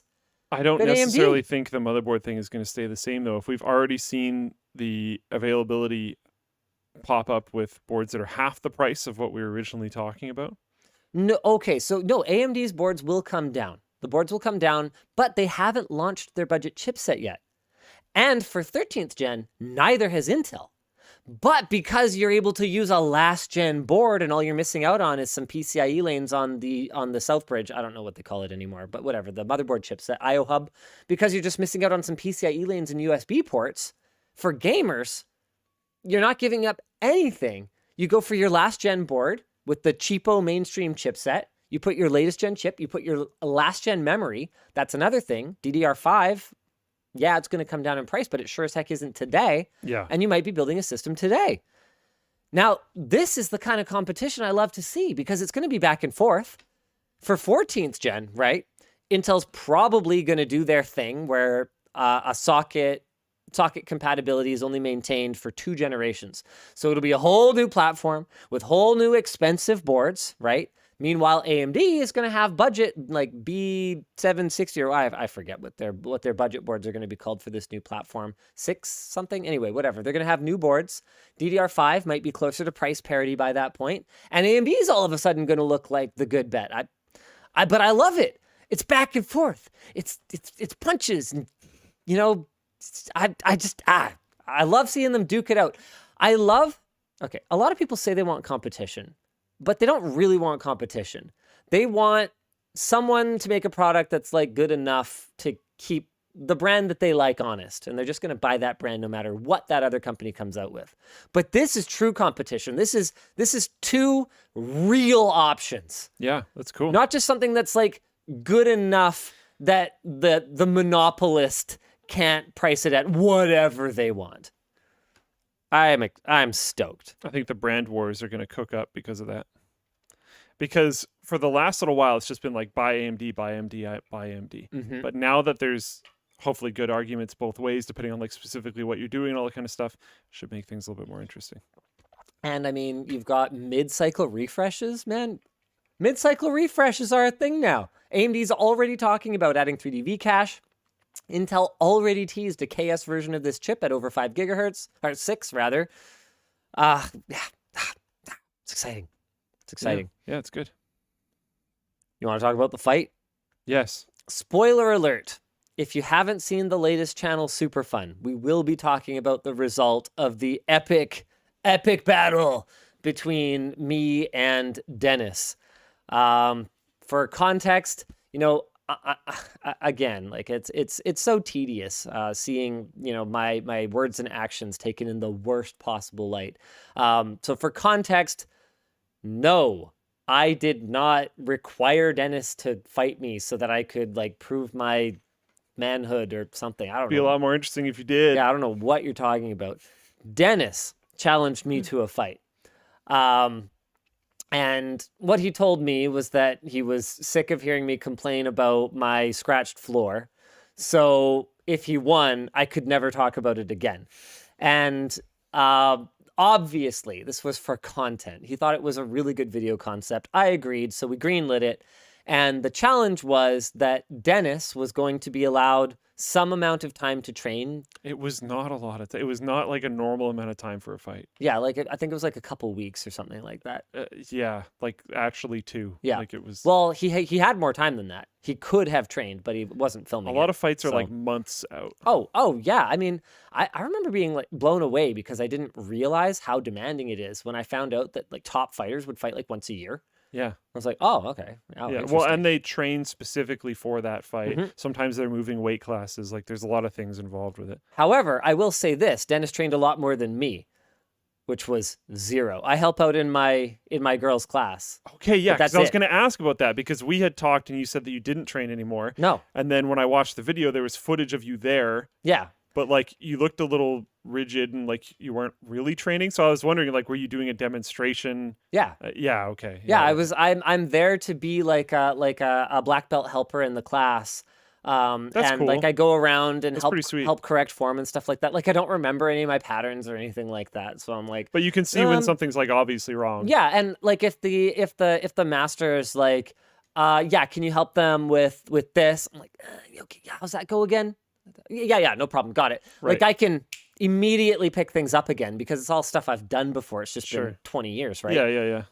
So that's what I was doing. I'm not actually like training or anything like that. So the challenge was Dennis would get a couple of weeks to train and I would be going in cold.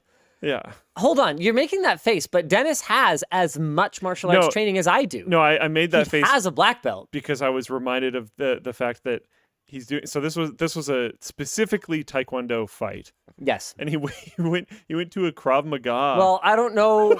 Look, he didn't ask me for advice on how he should train. So like, yeah, he spent 2 weeks training. He also did some weird stuff in that time. Like, I mean, Krav Maga is super cool, but like, So, what? okay. Not for this. I think there are other ways he could have done it, but I do understand why he did it. Why he did Krav Maga. Why? Okay, the reason he did that is because Dennis's biggest problem is that all you have to do is move fast near him, Fear thing. and he like Yeah. flinches, right? Yeah. He's a flinchy boy. And so you actually saw that in the beginning of the video when I was laughing at him because I've been teasing him off camera as well. I'm like, dude, you don't have a chance because all I have to do is go like Oh this. yeah, you did that. Yeah. And it worked, right? And he was like, you can't do that. Yeah. he was trying not to flinch because I'd already been doing that to him for like a week. Like every time I saw him, I'd be like, yeah, Dennis. That actually makes a lot more sense. Yes. Because I haven't watched the whole video yet, but the Krav Maga guy is like, okay, we got to do this because you need to like drop your nerves and like be able to be more calm and stuff. Exactly. So that was the whole goal. Okay. that makes Exactly. sense. So he That was makes sense. trying to be less twitchy. Yeah. And less like freak outy Yeah. whenever something. Which I will say, at the fight, maybe that actually really worked because he didn't do that like at all, really. He did some moves that were very derpy, like keeping his arms down like this and other stuff like that. Okay, so we should talk about the fight. Yeah. Man, see, this is the kind of stuff I'm talking about. Oh yeah, I lost because I didn't train. Yeah. I didn't lose. Yeah. Have you watched the video? Why do you even watch this show? Like, if you're actually just Go gonna, away. if you're gonna take everything I do and say in the worst possible way, Yeah. you must hate me, right? Because everything I do is awful. Okay, stop reading chat. Yeah, Talk so about let's talk. So let's talk about the fight. First of all, I want to say massive respect to Dennis. Yeah. He did way better than I expected. Oh, Dan, yeah. Dan, did you watch it?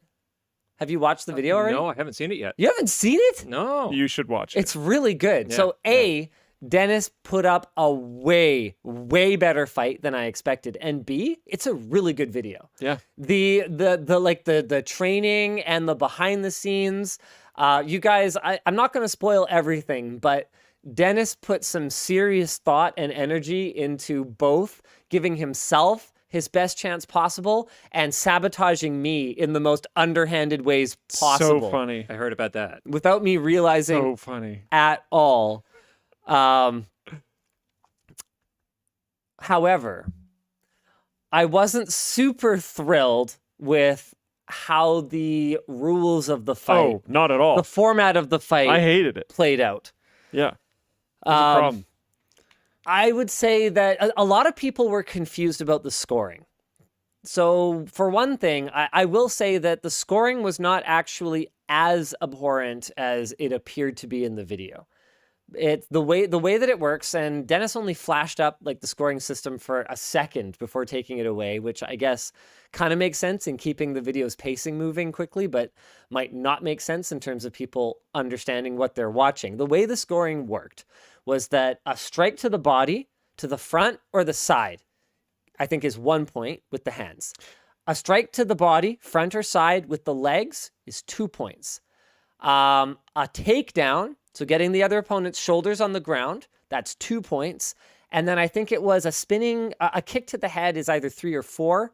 And then a spinning kick to the head is like 5 or something. Oh, right. Yeah. Yeah, it's a lot. And the reason for that is not because a spinning kick to the head is actually practical in a real world fight or flight, I choose fight scenario, but because it is slow And so it demonstrates a clear reading of where your opponent will be and a quickness in your execution that is desirable in this particular form of sparring. We weren't fighting, we were sparring. So it's a points-based system. Yeah, and a lot of it's like showing off technical ability and stuff more than being able to strike very hard or Yes. like knock your opponent out or anything. We like also played more like training or like kid or teenager rules, in that we didn't allow, like, Taekwondo mixed martial arts allows takedowns and allows strikes to the face, but we played with takedowns but without strikes to the face. Yeah, side and top of head were allowed, I believe.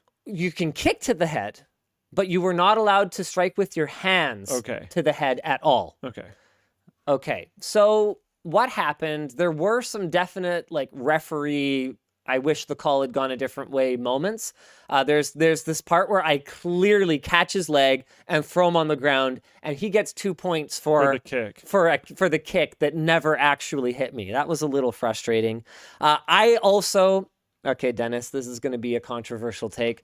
I don't think he deserved the points he got for that head kick. That was not a kick. Even in the footage, it looks like he moved my head with his leg.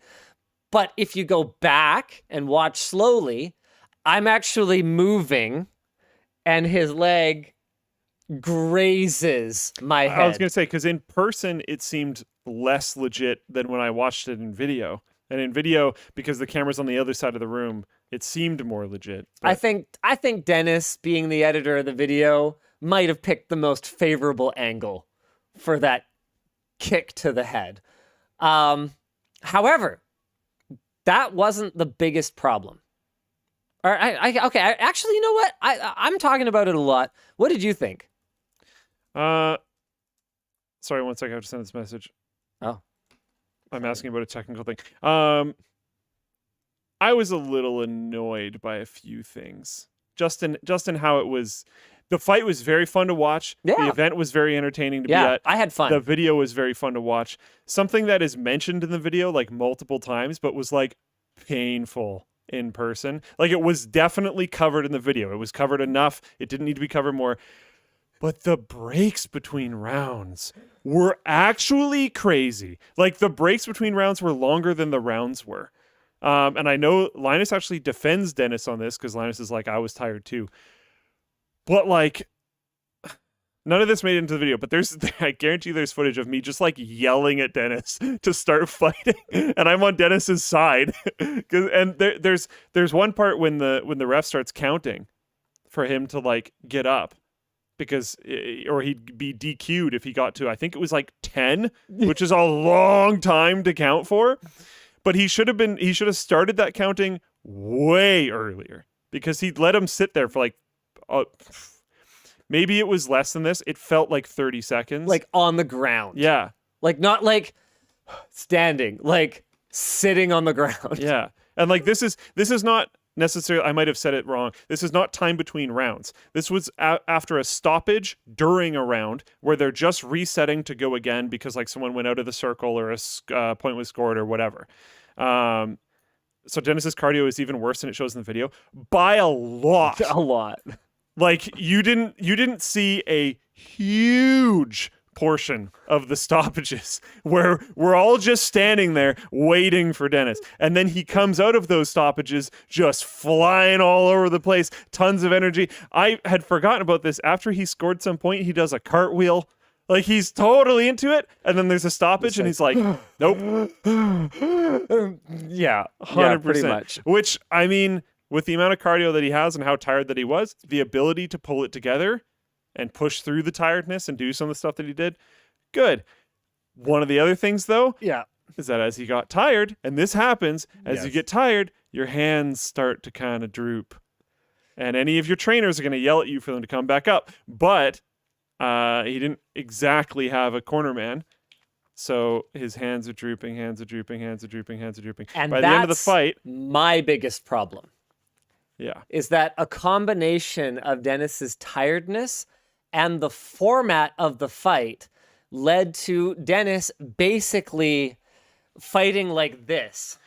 which again, you can really only score points. Here, here, and here. Yeah. Back doesn't count, Yeah. right? So if he's standing like this, and the rules are that you have to get a clean hit, I pretty much had nothing to strike at. The only place is middle. So he said, what did he say? Coward move or something like that? Because I kept going for leg grabs and takedowns. He was like, yeah, leg pulls are a coward move or something like that. Something like that. Which is weird because you're volunteering to receive a strike. But whatever. And he was standing like this with his arms in front of his body, when what I wanted to do was just punch him in the face then, because his hands are down. Which is what a lot of people's reaction is going to be, but that Chicken is... move. He called it a chicken move. Chicken move? Okay, yeah. But that would be against the rules because you're not allowed to Yes. strike to the face. So both of us, just like the adrenaline was flowing and got demerits, actually. We lost points for striking the other one in the face at some point or another. With our hands, but I think that I could have maintained my guard a fair bit better, and so Dennis actually already challenged me to a rematch, and it needs to be way further out. I have accepted. 100%. Yeah. 100%. I would like some time to train a little bit. I think that my cardio could be better. I was tired. I was tired too. I didn't want to show it because the last thing you want to do is show your opponent you're tired. But I was tired and I was in a lot of pain. The knee, yeah. Yeah, I sustained a knee injury during the fight that was... it's not Dennis's fault. He didn't do anything illegal or anything like that, but I grabbed his leg, lifted his whole body. Weird, like, hopping, jumping kick thing. It was really odd. Yeah. And then you happened to grab and pull, and you kind of pulled, because he was, like, off the ground when you pulled, which was weird. He kind of flew at you and then landed on your knee. Yeah, so I was really tired and I was in a lot of pain. I want to get my knee like real good. I want to get my cardio better, and I want to get my flexibility better. I was having a really hard time kicking high. He edited this out of the video, but I was really tired that day and I was really sore. I had played badminton the night before. You should probably not do that next time. 2 hours. Yeah. And Just I pro had tip. trained either the day before that or 2 days before that, and I hadn't fully recovered when I played badminton that night.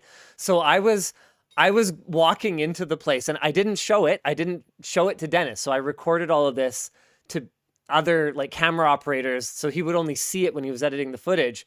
But I was like not sure if I was going to be able to kick at head level when I was going into it. I think there should be rule changes if you guys fight again. So that's the thing. I want Okay. some more time to work on my flexibility. And here are the conditions of my rematch.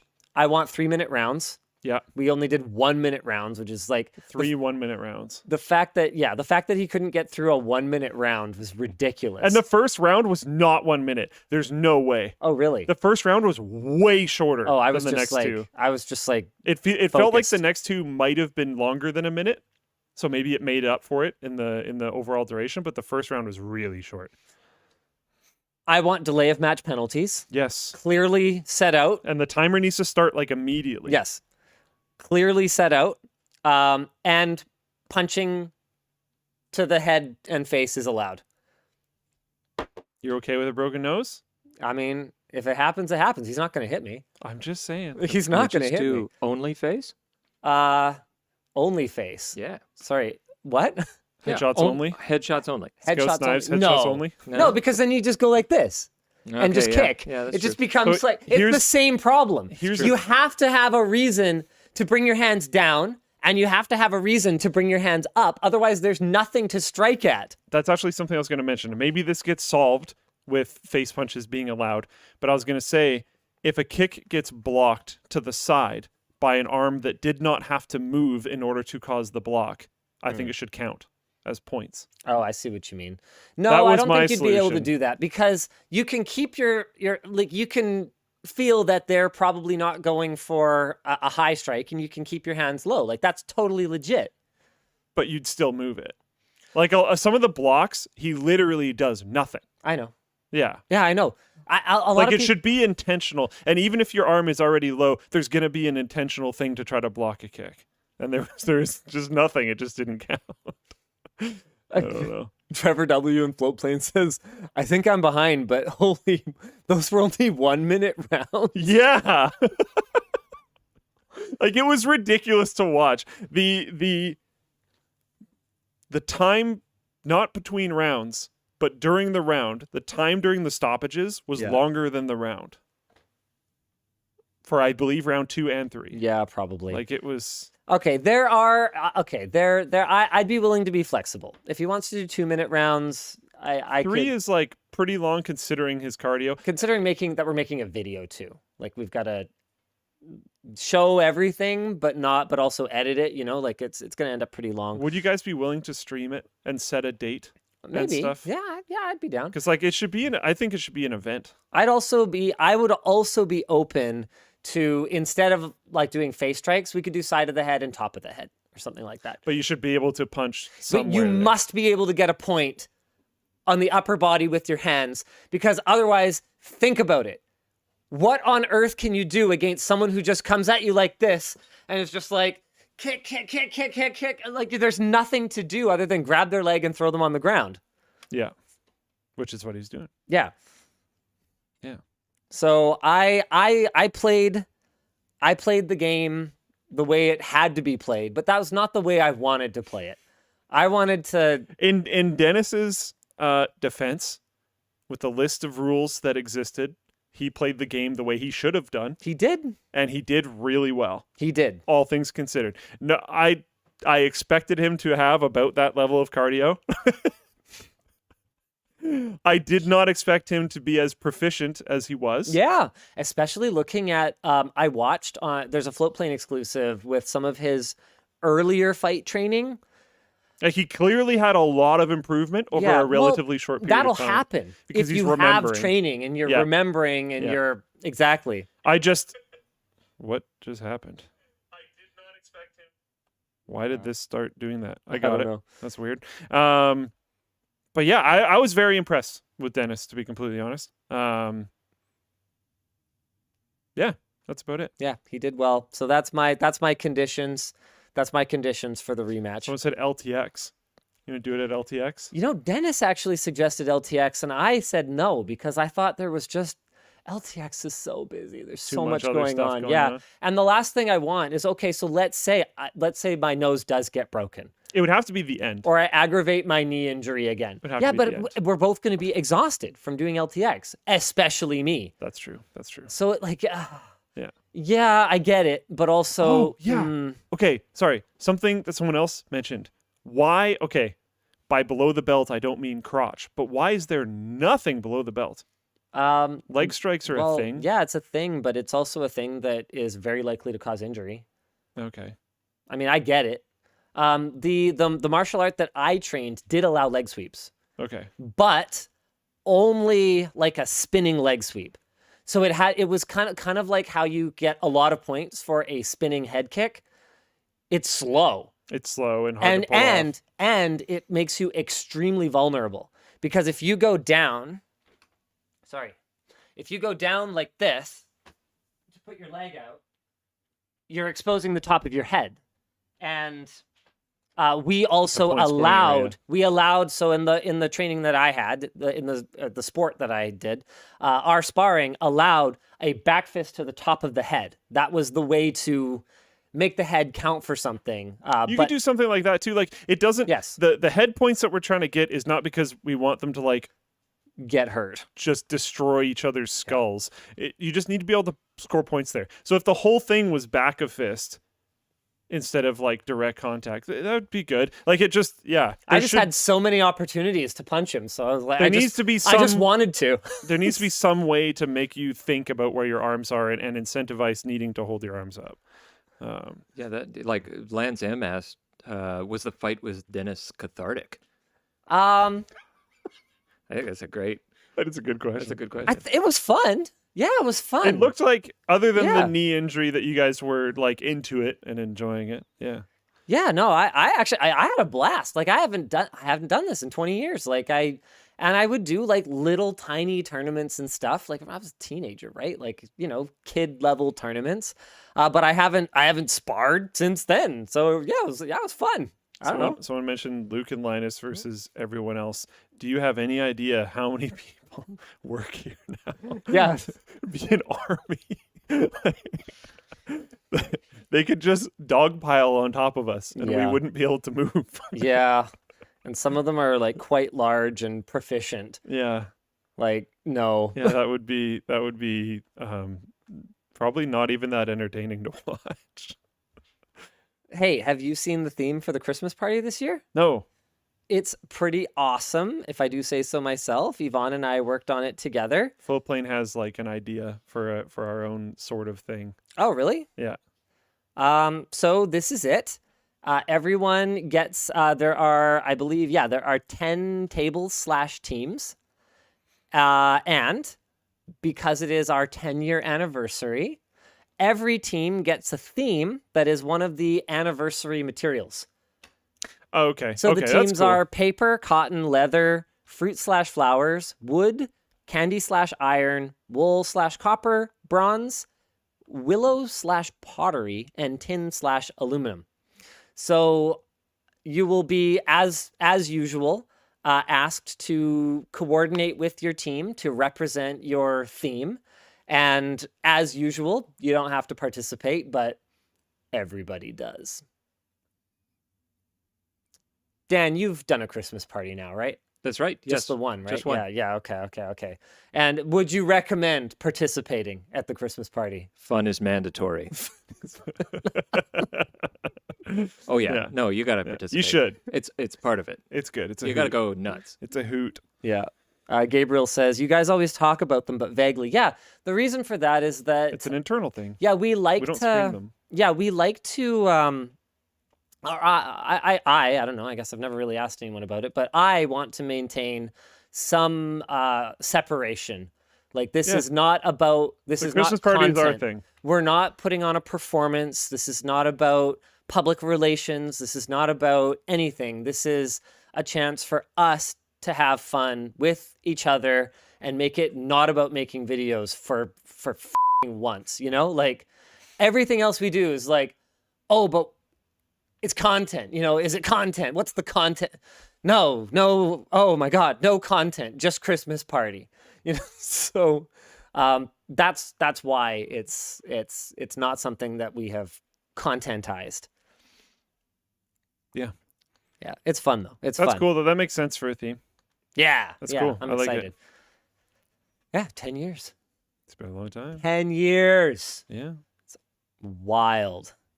I was thinking the other day, I think it's 12 for us or something. Yeah, Yeah. it's just ridiculous. It's creeping on half the amount of time we've been alive. I know, right? It'll get there eventually, maybe. Yeah, I think Yvonne and I theoretically. crossed that threshold very recently. Yeah. We've been It's an interesting one. together for half of our alive time. And when you consider how little you remember of the beginning of your alive time, like our actual like part that we know of, it's like most of it. It's like, what was life like when I Yeah. didn't have you there? I don't know Yeah, anymore. Yeah, yeah. it's wild. It's interesting. Fly a fan out for the Christmas party. No. It's literally the point is to not do that. It's really nice having like the day to just not be on if you It's- don't want to be. Like the only day. It is. Having it super private is super nice. Yeah, it's good. Yeah. It's our thing. Hmm. Yeah. Deal with it. Yeah. Should we do some merch messages? I think that's it for the main topics. But we have a ton of merch messages to talk to you guys about. I have a lot that are potential. You can have a look at those if you fancy. I can start going through those. Yeah, for Um, sure. All of them are just for Linus anyways. Do you wanna Want to read read us them? Do some you want me to read curated one? ones? Hit me. Sure. Let's see. Ben asks, "Hello, Linus. With the rise of power consumption of computers, I have hit an issue in the USA where I cannot run 4 computers on the same room. Do you have any suggestions for people who are stuck with a 15 amp breaker? Currently, I have to run an extension cord. Also, run the GPU for Plex." That is a spectacularly first world problem. Just saying. So, good for you having 4 computers. No, I don't have another solution. I mean, I could suggest stuff that might be like super illegal. Like you could at your breaker, combine that circuit and run it at 240 volt. That would give you some more power. That's like really stupid though. Don't do that.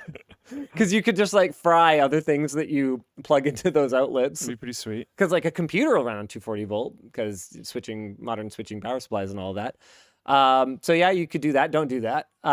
You could, let's see.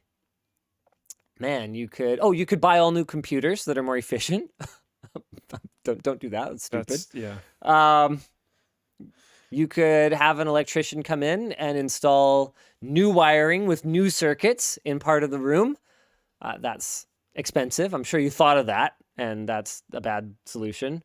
Or you could run an extension cord, which is what you're doing now. Okay, in all seriousness though, there may actually be nearby circuits that you could tap into. So if there's a room on the other side of the wall, for example, again, this might not be to code either, but you could probably find an electrician buddy who might be willing to do it, and it wouldn't be dangerous to take that outlet, open up the wall on both sides, turn it around, patch up the wall, and then you'd at least have one outlet in the room that was on a circuit that was like intended for another room, so it's probably on a separate circuit. And that would be the way that I would probably say is the safest, most legit way to do that. Got another one here from Matthew B. Linus, in ancient history WAN shows, you were often wearing a Cadpad parka. Did you serve in the armed forces, or were you perpetually cold? It was a weird gift old from my jacket. parents. Yeah. Yeah, I don't know what happened to that jacket. That jacket, I'd have no idea either. And I definitely don't have it. It's not me. But that jacket got worn by like everyone. Yeah, at some point or another. Yeah. We were quite cold in the garage at the beginning of the company. We had a community jacket. Yeah. We've come pretty far. Sorry, floodplain. Whoops. What? My mic was muted. Oh. Yeah. I'm out of practice. Oh, they asked about the old like mil spec jacket I used to wear with like with camo on it. Yeah, it was, no. What was? Oh, people asking what was the question? The question. Do you want to say it again? Yeah. Linus used to wear a Cadpad parka. Matthew was wondering if he was in the armed forces or just perpetually cold. Cadpad is in Canadian pattern, Canadian camouflage. Oh, okay. I'm pretty sure. CAD, CADPAT, right? Cadpat? Cadpad. Yes. Yeah. Yes.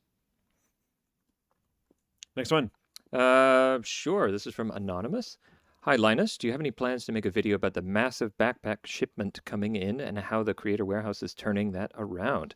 They would be interested to see how you master such a logistical challenge. I don't. The Creator Warehouse is actually run by the former logistics manager for NCIX, and as far as I can tell, half of what he does is black magic. I don't understand it, so I can't be involved in everything. And if it's running smoothly, and they do ship a lot of orders per day, like when they have the stuff in stock, it goes. I don't ask questions. Good, you know. Thanks. Josh M. asks, been a while since I've been able to watch the show live. When doing your smart home stuff, was Savant ever a thought? I'm an installer for them, and while highly proprietary, they seem to be leading the market. Did you like consider a bunch of different stuff, or were you just sent things to put in your walls kind of thing? No, I did consider a lot of different stuff. No, Savant is not something that I looked into. I mean, that's the issue though, is there's like a lot. So it's shocking. Like you look at how many weird proprietary closed ecosystems there are for smart home stuff. And how many people do you know that have Like, smart practically anything none. in their houses? And you kind of go, everything I know about minimum order quantities for products and how much it costs to engineer a product.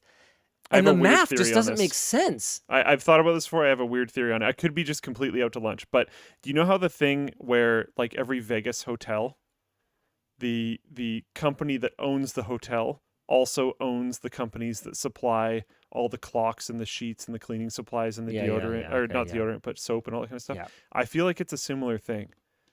I feel like construction companies that are building like high rises that have home automation and stuff spin up these things. I don't know. I honestly have no don't know, idea. but I don't understand how the math works. Yeah, because it's crazy. There's so many of these companies, Yeah. and I know very few people that have anything installed at all. And usually when they do, it's very simple. It doesn't have like just switches everywhere. Yeah, I don't get it. You pay extra to not have it be smart. Yeah, like with Uh, TVs. Okay, let's move on here. We got another one from Anonymous. Question for Luke about the Yard podcast. Who is your favorite member and or favorite guest they have had on the show? I have no idea what this is. Wow. I didn't think we'd have a question about another podcast on our podcast. Oh yeah, this is a podcast. We're getting pretty meta. I like Slime. He's how I found the show, and I find him entertaining. They're all really good though. They're entertaining. I like slime too. It's like goopy. Slime likes you. Oh, well, that just got really awkward. It's a hangout on a barn sometime or something. Don't worry about it. A barn? Yeah, don't worry about it. It's fine. Okay. Next question. Cool. Hey, Sure. Is this a person? Yes. I hope so. Don't worry about it. Do you think USB could ever get to the point where it would be the standard used to connect all components inside a PC? No. Yeah. This is like an XKCD thing, you know, It's- another standard. it's just not made for that. Yeah, it's what's great about USB is it's hot pluggable and it's like super backwards and forwards compatible. But that's not necessarily what you want for plugging in an RGB header on your light strip. So no, it's never going to be everything. Yeah, there's different standards for different things, right? Tommy W asks, "Hi Linus, do you have any advice on building a team for a small startup?" I feel like I'm the wrong person to ask because my hiring strategy was to just hire people I liked and then hire people that they knew. Honestly, like I do know how to hire, but I'm not methodical about it. I'm kind of scattershot. I'll ask weird questions during an interview, and like if I get a good vibe, then I'll go for it. You know, there's really way more structured ways to do HR that I haven't studied, I haven't practiced, I'm not qualified to give advice on. I mean, I can say that you want to pick a team that you are okay being stuck in a small room with 8 hours a day, 5 days a week at minimum, right? That is actually really important. So I was good at that part, but there's a lot of stuff that I'm not that great at. AJ points out in chat, I barely had an interview. Yeah, that's true. Yeah, like what do we know?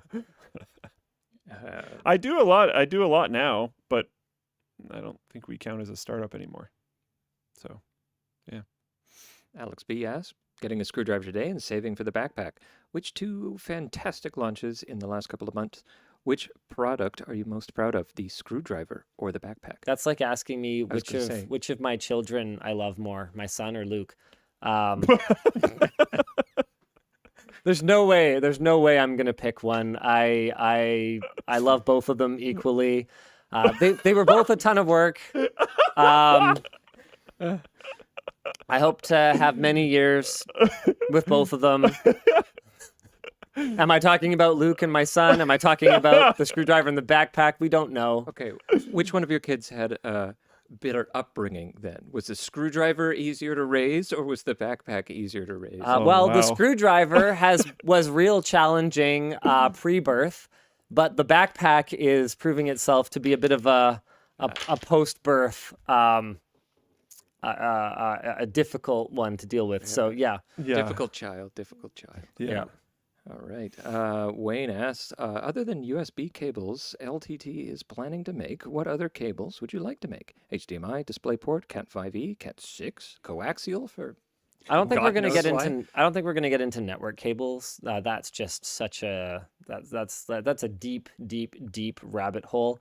I could absolutely see us doing HDMI, DisplayPort, coax. I think is pretty unlikely, But it kind of depends on how USB and display cables go. I think our ideal world would be that with our cable management product plus our cables, you'd have everything you need for your PC setup.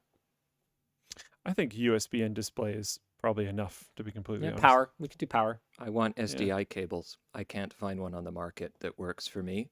Oh, really? Well, what's Yes. your problem? They're not flexible or 4K enough. Oh, okay. So you want them to be both flexible and 4K. Yeah. There's Okay. not like a coaxial stable that is good for long-term camera use, right? Oh, I mean, yeah, we could look into it. I think we were, and it was just extremely Really? expensive. Yeah, Oh, well, yeah. Well, there's your problem that then. makes sense. Okay, moving on. Let's see. We've got one from Michael here. Do you have another recommendation other than the Oura Ring? I don't want to say it wrong now. I'm scared. Have you tried Circular? I haven't. I don't have another recommendation. Like that's the really frustrating thing about this is aside from them being really difficult to deal with, I really like the Good product. Yeah. Yeah. Sorry. Um, And like for me, honestly, the whole health tracking thing is very take it or leave it. I've been blessed. I've been very lucky to not really have to worry about tracking my blood oxygen level or anything like that. Like I just kind of I eat when I'm hungry. I sort of move around more when I feel like I'm getting a spare tire. I kind of do what my body tells me to do. So I don't need a ring to tell me to do any of that. But I just kind of liked it. It was just kind of numbers for geeks for me. So I'm probably not going to go actively pursuing an alternative to it because the only reason I ever used it in the first place was because they sent me one for free. And I figured I had better try this if we're going to do a sponsored video on it. And it's like a health product. So I probably just won't do anything. I mean, same sort of vein. You're not wearing your watch today? No, I forgot to put on my watch this morning. So- I do have that Withings scan watch and it's like cool, I guess. Because I kind of have like a reverse merch message now. Oh, you do? Your watch that you're wearing now like isn't a Pebble, and so Shank would like to ask you why you're not wearing the Pebble that he. This is the problem with gifts, but it's also there. Oh, you got it on the backpack. That's awesome. I He just wanted to friendly rib you about it. I thought it'd be will. fun. I will daily drive it again. I will give it a shot. I will give it a shot, but I appreciate the gift. And for me, it's more about like remembering the Pebble. The one good smartwatch I ever owned, the Pebble Time. Great. I'm sure he'd be happy to hear that. Another one from Anonymous. Would LMG ever consider absorbing a content creator, assuming it was mutually beneficial? The brand didn't tread on existing content, that sort of thing. We sort of have Really? with Horst, right? No, he was working for like he was doing like local like community video for a big company. I guess he's not. Yeah, a it wasn't his YouTuber. channel. Yeah, no. Well, he Yeah. is now. Yeah, wasn't. Yeah. Yeah. Yeah. What do you think? What should we do? Should we go on a big like acquisition spree? I think in a Buy some lot of channels? situations, it isn't the right move. I think if it was the right move, that we would do it. I know we've technically tried in the past, and then it was decided mutually that it wasn't the right move. Yeah, I mean, So, yeah. it can be the right move. I ran into Yeah. both Mythical and Smosh down at Creator Summit, and they both seem okay They seem with to be doing that. great. Yeah. Sounds good. But I think those situations will be rare. And they found one, which is fantastic. But yeah, situations are rare. Never say never. But I mean, I don't. A big part of what makes a YouTube channel work is the team that has made it work. And so I feel like unless you're acquiring the talent, you better have a really solid plan for how you're going to maintain the soul of that media property, because it isn't just a media property. But then there are exceptions. Now that the business is maturing, you're seeing some channels that really were started just as business endeavors and are structured more like traditional media companies. And so, yeah, there could be situations where it might make sense. With that said, I think our expertise is building YouTube channels and brands. So there'll always be the question every time of, could we just build it ourselves? And if we could, then should we do that instead? And if we can't, then is this such a unicorn that we can, like, can we even afford something that's so amazing that we couldn't have done it? And so the answer to those, the answer to the questions have to be, yes, I can afford it, and no, we couldn't build it. That seems like a small overlapping Venn diagram circle, you know? Okay, we got a special message here from Jeff. Wanted to give a happy birthday to his wife, Sarah Blankenship. She's one of the rare and amazing human females that love LTT, the entire crew, including myself, apparently. Yeah, just wondered if you guys could wish her a happy birthday. Yeah, happy birthday, Sarah. So that's always a fun one. Another one from Samuel. What is the reasoning why iGPUs are not benchmarked during CPU reviews?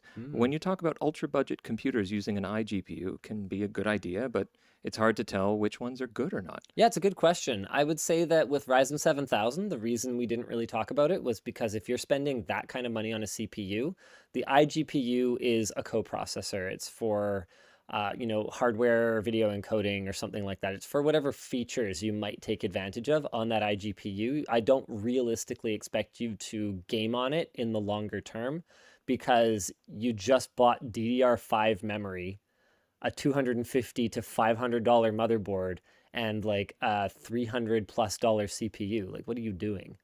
If you're spending that kind of money and you don't have a graphics card, you did it wrong. You didn't build a balanced machine. So from my point of view, it's kind of irrelevant in the context of that product. But if we were reviewing something that is like, a $139 chip that could very well go in a $50 board and use onboard graphics for an extended period of time, then it would absolutely be something that we would look at more closely. Okay, got another one here from Anonymous. Do you think Google is simply not interested in maintaining a product that doesn't print money and have billions of users the way Search, Android, and YouTube do? Well, yeah, I mean, you see that in any large company, right? Like there's the whole innovator's dilemma thing where it's really, really hard as an established company to start up new business endeavors because they are inherently not worth the time and attention that they require. So that's why acquisitions are so common as companies get larger and larger and larger, because you can't never innovate because then eventually someone will come and eat your lunch, and you can't innovate because it's a waste of time and money to innovate. You know what I mean? So yeah, obviously they're looking for the next big home run, right? Because nothing else is even going to register. It's like a $1 million business to us, right? Like $1 million product idea to us. So that's, you talk in terms of like yearly revenue. That's a big deal, right? $1 million is a lot of money. To Google, rounding error, irrelevant, right? So they're operating at this just completely, utterly different scale, right? And honestly, I don't have the background to really speak to the kinds of decision-making processes that a company like that would go through. At that scale. Yeah. Yeah. I don't get it. Some of the stuff is just bizarre, though. Yeah, for like, sure. What is it, like Meet and Other more different Meet New? and Like, Duo. how that went through is astonishing. Like, And meanwhile, the Meet Wow. teams, watching project cancellations are looking at it going, which Meet? Yeah. Yep. I just want them to build one final video conferencing platform called Beyond Meat. Note how I timed it for when he was drinking? That was on purpose. Almost got him. Ugh. He swallowed it. He got it. He got it. He didn't a spit it all jerk. over the laptop. It's his laptop, too. Jeez. Oh, man. This one's from Richard. You have the best 4K HDR TVs, sound systems, and PC hardware. Do you think having access to the best tech for so long has skewed your idea of what an average person wants in terms of tech? Your viewers are the techier crowd, but I bet most people won't notice FPS past 128 hertz. I think it's a temporal problem, right?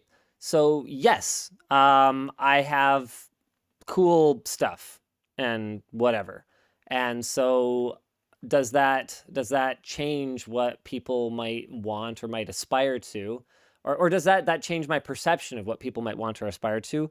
No, I don't think so. I think it just means that I'm there a little bit earlier, right? Like we've seen this throughout the entire existence of modern electronics and technology, is that when it comes for a select few, whether it starts out in the enterprise or starts out as okay, smartphones are a perfect example. It starts out as this niche thing for the uber wealthy. Like, I forget who it is. Someone here knows someone. I think it might be James, who knows, intimately knows a home automation installer. And he was telling me about the kind of stuff that like the uber wealthy have in their homes. Like we're talking motorized TV mounts where it like goes back and hides in a completely invisible wall panel, and then it comes out and angles out this way so that they can watch TV while they're in the kitchen. And it's like specifically for that. Or like subwoofers that are under the ground so that they won't be visible, and they actually shake the ground by the pool side so you can like really get into your party vibe, or like whatever it is. This stuff exists now, has existed for 10 or 20 years, right? But you don't have it. You don't even aspire to it. And yet, even wall mounting a TV was unheard of 10, 15 years ago. That wasn't mainstream, right? Yeah. Well, I think now it's just normal. Well, yeah, you just wall mount your TV. I think it's almost irrelevant, and that might be surprising. But what I would say is that as long as you try to keep yourself true to explaining how good or cool something is, and you point out the price points, sure, that's for the other people to decide. But my point is that the price point will come. So what LTT has really always been is really cool cutting edge stuff. And that might not be today for everybody, but it will come eventually, no matter what game it is, no matter what, rip-in tier fast CPU or GPU it is. Someday it will be cheap. Every experience will eventually come. And so I think that we do get a lot of criticism for not talking about low-end hardware. And I think a big part of that has been that I've never been a fan of low-end hardware. I want high-end hardware. I'll take used high-end hardware. Absolutely. I totally understand. Not everybody has the budget for brand new high-end hardware. Been there. But that doesn't mean you shouldn't buy good stuff. Don't buy bad stuff. And that also doesn't mean that you should get the highest end stuff either. Like there's a sweet spot. It's all about the sweet spot. I guess that's what I'm trying to say. Yeah. So yeah, I do think there are things a lot of people won't notice, but I also think that it's sort of my job to figure out what you will notice and what you should direct your resources toward. It's also up to the crowd to decide if they will notice it or not. Like the example you gave of noticing FPS past 120 hertz. Okay, so first of all, FPS and refresh rate are not equivalent. There are benefits to higher frame rates other than just making sure that you've got whatever matches your monitor, because it decreases the latency of your inputs, right? So yes, most people won't notice a refresh rate with an appropriately high frame rate past about 120 hertz, but we've made that video. And we've also made videos where we talk about these higher refresh rates monitors and how they do feel smoother and they do feel better. And if you could have one for a reasonable price or for a small uplift over one that isn't uber high refresh rate, well, then you might as well go for it. It's just a matter of when that is going to intersect with, so that you've got like the desirability of it and the cost of it. Where do those lines meet for you, right? It's all personal. All we can talk about is what it is. And it's up to you to determine if it has a value for you. Okay, I got another one here from Emmanuel.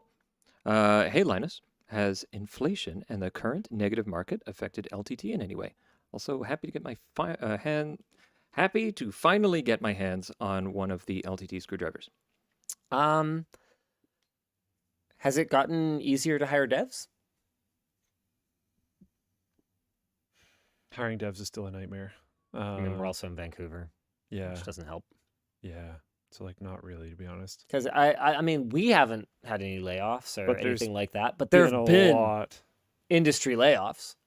So like, yeah, like we're not, by the way, we're fine. I've had a lot of people late applying. Like the post is interesting. still up on the website because we're like kind of still interested in collecting resumes. Yeah. But I'll see, this is actually kind of interesting.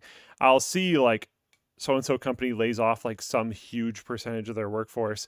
And then our resume intake goes like, whoop, Right. Yeah. and it's, oh, okay, interesting. But it hasn't become easier. Any impact on us would be from external sources. We are pretty well diversified now, and a big part of that, hey, thanks for buying that screwdriver, is you guys. So much of our funding comes directly from our community that it would be very difficult for us to reach a position where we could be crippled by economic conditions that are outside of our control. We might see some advertising pullback. I don't know that it's been significant yet, but we could see something like that. We might see AdSense dip. I don't know, but you know, okay, let's say they fall by 30% each or something like that. We'd still survive. We're good. We're built to last. Okay, from Richard, on the subject of companies killing services / products, is there anything you wish stuck around? I miss Nexus devices. What on earth is a Nexus device? That's what Pixels Yeah. were. Oh, It was yes, cheaper of course. Pixels. Yes, yeah. Yeah. It was like I think I had one cheap, of those. crappy Android phones and tablets, except they weren't that crappy because Google was subsidizing them. They were awesome. Yeah. They were like But they were prime time. priced like cheap, crappy Google, That's like dangerous Android. to do. Yeah. Great. Yeah, they were kind of great. Yeah, I mean, Nexus device is definitely a good one. Mhm. I wish Oculus was still Oculus. That would have been cool. Oh, you're gonna make me cry. that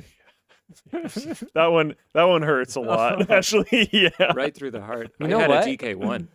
I was been there from the start. You know what? Yeah. I miss DFI. Man, they're like LAN party motherboards with the DFI LAN UV party, reactive yeah. slots and stuff. They were like, there was a Labs. short period there where they were like just the shiz when it came to overclocking and all that. I'm sad that Case Labs is donezo because I never made enough money to ever afford a Case Labs case.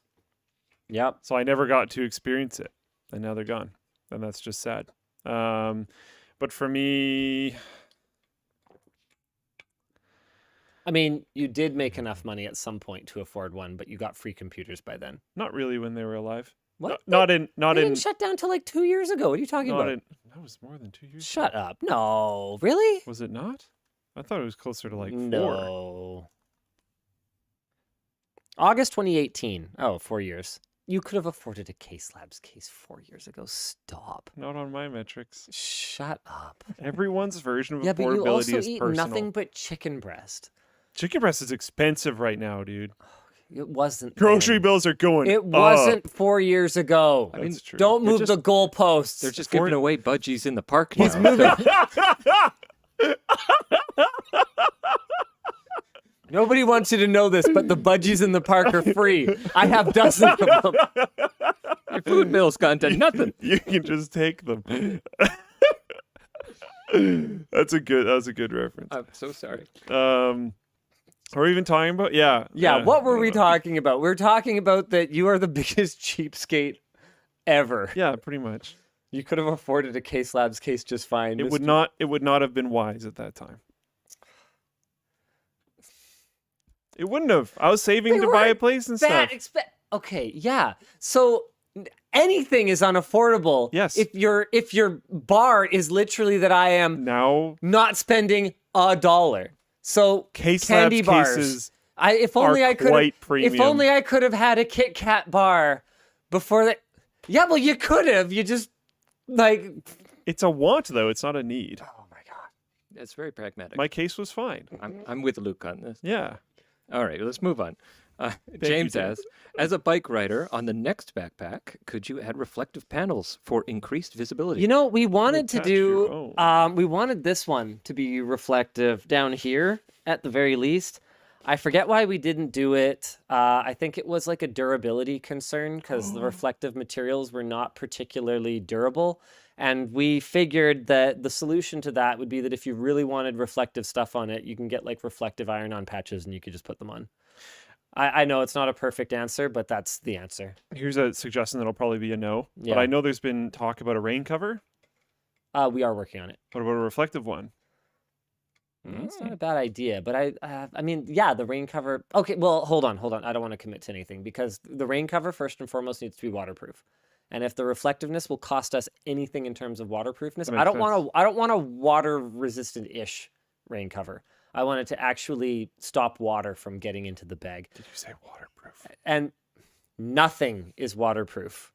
Nothing is ever waterproof, but I want it to be as water resistant as possible. So Rain should not be a problem, and yeah, that would be the goal. That would be the goal. Okay. Hey team, FYI, I couldn't post a merch message on your Android while logged in, but I can as a guest. The live section didn't come up. Would you guys try compressors on your mics when you're quiet? Oh, I think for Why me, is this a curated one? For me, the main concern is that I get too loud. So I don't know if our compressor is actually tuned for when I'm too quiet. I don't remember curating this one. I did. Sorry. You did? Okay, yeah. So we actually do have a compression stage in our audio chain. We have both a hardware compressor and then also a software compressor. The idea is I want to maintain Linus and Luke's dynamic range with being able to prevent any sort of digital clipping or even analog clipping from that stage there. It's difficult to keep these guys in check. The mic position's not always right. You've got different levels of excitement, you know, and it's not a perfect room either. So we're going to pick up any background noise from our AC and that sort of thing. Listen to this guy blaming everyone but himself for our audio challenges. Yeah, well, I'm thinking after today, you know, I was fixing some of those wrinkles. I was looking at this setup here. This just needs to go. We need something else. I'm going to fix this place and no more Go XLRs are going to be mentioned. This is going to this is going to be the best podcast set, live streaming set. You heard it here. I swear on Linus's life. Son. I don't Get it? know. Wow. Get it? Yeah. Get it? Okay. I'm going to make this good. That camera's not on anymore, but that was very good. If you guys could have seen that, he was very enthusiastically pointing at the camera. I just want it to be easy for everybody and not terrible and sound better. Anyway, yes, I use 2 types of compressor, and I'm still bad at this. The merch message thing while on Android is a limitation of shop pay. You were logged in, and shop pay is your default selected option, so it goes to shop pay, and by going to shop pay, it skips past that page, if I remember correctly. This is not something we can fix right now because it's not something we can fix at all until Shopify allows us to. They are aware of the problem. I doubt it's like the highest priority thing because they're kind of a really big company and we're just one of their many partners. But they know about it and they do seem to care, and maybe eventually it'll be fine. I think maybe checkout extensions in the future will allow us to fix it or something. I don't know. It's been a long time since I've had that conversation. All I know right now is there's not much we can do about it right now. Or maybe something recent allowed us to. I don't know. Last time we looked into it, we couldn't. We've been working on the new theme. The new theme's coming like real soon fast. So once that's out, maybe we'll look back into those types of things. This is so sweet. I just got a message from Patrick Kennedy from Serve the Home. Sorry for the late note. Yeah, I'm still working. Just wanted to say thank you for looking at me like I was a moron for not doing video on that walk in Taipei. We just hit 100,000 subscribers. It's been super fun. Thanks for the inspiration. Yeah, you bet, man. I mean, you were. Video, man. It's the way. It's the way. It's the way. And they've been killing it over there. They've been doing a great job. More? Do you want more? I mean, we have more. We got more. This is from Christian. Hey guys, first time message. I missed the start of the show, but so I don't know if you've covered it, but what is your take on Mr. Who's the Boss video talking about Samsung batteries expanding? I've been meaning to watch it. I have no excuse. I've just been busy this week. I haven't seen it. What I've gathered so far from just people tweeting at me about it is that out of all the phones that he has kicking around, the Samsung ones are the ones that are swelling. I would really need to see a really big sample size of phones to really determine if it's a Samsung specific problem. You got to understand Samsung also makes the batteries for like a huge number of other phone makers. So unless you're also seeing this pattern in other phones that have Samsung batteries in them, I don't know that I would read too much into it. Another thing that I know is that I've seen the way that some YouTubers, I don't know how Aaron stores his phones, but I've seen the way some YouTubers store their phones, and it's really bad. Like just in a drawer or in boxes, in no particular charge state. It's really bad for them. So leaving them plugged in all the time is bad. Leaving them not plugged in for extremely long periods of time, also really bad. Taking care, like these batteries, the way that they're built into these devices are designed for everyday use. They're designed to be used every day or at least every few days and not just left in a particular charge state for long periods of time. I don't know that I am able to form any kind of opinion on this at this point in time. Did you know partially because of that reasons, there's emergency sat phones that are designed to run off of, I think it's AA batteries, but they have like some modern ability. Like I think you can even get like maps and stuff. Apparently he has a rack where he stores them, but I don't, are they somehow software controlled so that they're maintained at about 50% charge? Or are they left charged all the time? I don't know. So I just would have to know a lot more. I'm sorry, guys. I haven't watched the video yet. So hard to comment when you haven't watched it. Yeah, I do intend to watch it because this has absolutely been making the rounds. Next up. Got another one from Jeffrey. I've been waiting for the Chungus bottle since it was first revealed. Wait, sorry. There was one last thing I wanted to say. If you store a lithium battery incorrectly, it will swell. So it's not like Samsung screwed up their batteries. So I can't speak to. Well, we'll see. Yeah. So we'll see. The video. I've been waiting for the Chungus bottle. Curious about how YouTube handles retention for videos watched at faster speeds. I watch most things at 1.5 times or faster, and I'm worried it hurts creators. It does not. It counts. So if you watch at 2x, the creator gets the full watch time for the runtime of the video, whatever it is that you watched. Yeah, I watch mostly everything at 2 times. So that's one of my wife's things is she'll be reading comments on a video and she will always just like let the video play at 2x with the volume down while she just like reads comments. I'm like, you can just get the Creator Studio app. You don't have to like do it like this. She's like, oh, every view counts. I'm like, okay. Okay, this is from Colton.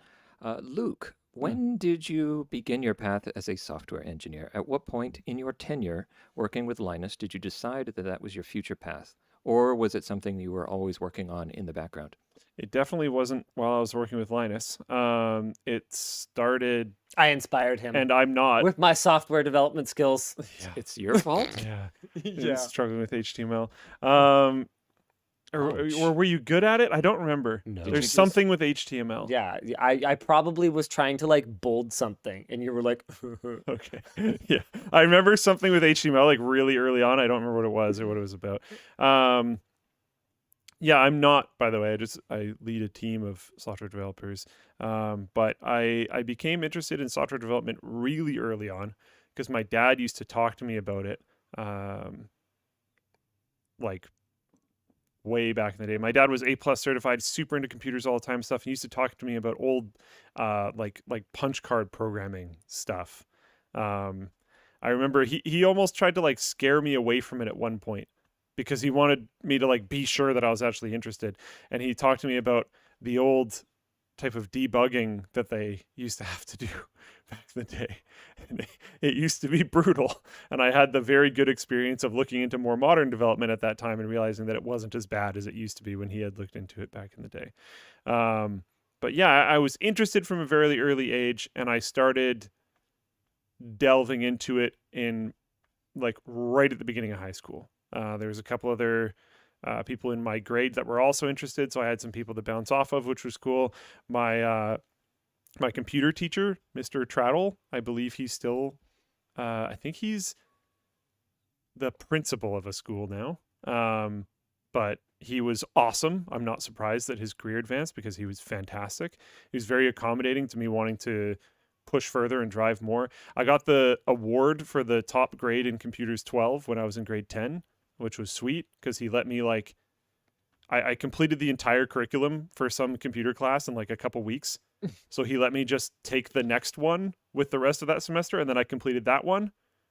So he like gave me some extra work, and then the next semester we did like the same thing, where we just stacked a bunch of courses into other ones, and I ended up doing like he let me like build my own computers curriculum while I was there because he knew I was just very interested and he wanted to support that, and I really, really deeply appreciated that. And that's a huge reason why I went down that career path, was because I was very particular about like supportive teachers. I tended to do really well in those classes, and unsupportive teachers I tended to do really poorly in those classes. He even, I don't know, I'm turning this into a thing about him. I don't know why, but he knew there was a bunch of kids in my grade that were really interested in computers and software development and stuff. So if I remember correctly, this story, he went to BCIT himself for a summer semester and came back and took what he learned there and created a new course for us, which was 3D game development. And in that semester, we learned way more advanced development stuff than we could have otherwise. We made actual games, and our final project of the course was to submit a game that had like projectile physics and all this type of stuff going. And Wow. he taught us all this stuff. Really, really cool. And that like just made me so much more interested, and I kept pursuing it, and then ended up dropping it to make YouTube, and then ended up picking it up again to make a float plane, and then I don't know. There you go. Did you notice half the float plane chat is staff right now? I think Tynan's in there. It looks like Jake from Labs is in there. I see AJ in there. Dan, are you in there? And Yeah, I'm not a mod apparently. you're not a mod. Okay, we should probably get that all sorted Message, out. But message. don't you guys have Joey. like other things to do? I mean, it's almost 10 p.m. Joe's hanging out. It's the only way we can find things out about the company. So it's like, this is our weekly newsletter. Oh, hey, we're starting this thing called Labs. Hey, It's look, like, we canceled Labs. We didn't cancel labs. Yeah. Changing the I didn't name. know there was a Christmas party. Awesome. Hilarious. All right. I had a couple of questions from people in Floatplane chat, though. I was having a look at it. I was asked about the Logitech Brio scandal that Random Frank P posted about. I have not had a chance to watch the video, but it sounds like it's something pretty sketchy, so you guys should go check that out. Or, I don't know, maybe it's a bad video. Probably isn't a bad video. So yeah, you guys should go check that out. It comes right on the heels of, I actually had asked for this to be included in the WAN show doc this week, but it's not here. Comes on the heels of us finding out Logitech was being kind of sketchy about user reviews of their cloud gaming device. So what happened after the show was it was found that my positive review with lots of stars went through no problem. So it was reviewed and ultimately was submitted to the site, or was posted on the site, and my more balanced 2-star review was not posted. So whatever curation process was taking place, we demonstrated that more stars were going through and less stars were not, which really raises a lot of questions about Logitech's transparency and the way that they curate user reviews on their site, because they're not really useful if they're just only positive, are they? Then what happened is all of the reviews were wiped except for my 2-star review for a bit. Then, like the next day, all the reviews were pulled and they formally said, oh, we're not putting reviews on this page because this thing isn't even out yet. Fishy. Yeah, that doesn't really like fix the problem. No. And you haven't really addressed what you guys are doing Not at all. with reviews on other product pages, for example. One quick thing, just because I think there's some of this happening right now. If you are staff and you want the staff flag in Floatplane chat, email support@floatplane.com from your official work email. That is the only way to do it. I just used Linus's account. No. Don't do that. Yeah, no, we don't. It's not actually my account. It's the like we don't main use the channel account. Yeah, account. The it's name in channel chat though account. is just Linus, so everyone always thinks it's you. Yeah, which I is also know. a problem. That's very problematic. Yes. More merch messages. Razer apparently also has a competitor to it, so What? I guess that's something. Yeah, I don't know, but they're really focused on like cellular, so So expensive. and worse in every way. Ooh, okay, cool. Yeah. I like Ars Technica's headline here. Razer is making a streaming-focused handheld console for some reason. Yeah. That's super legit. Oh man. Yikes. I like it. Frank's video title is spicy. What is it? Logitech is lying in all caps to us. To us. Whew. Whew. I gotta All watch that. That's interesting.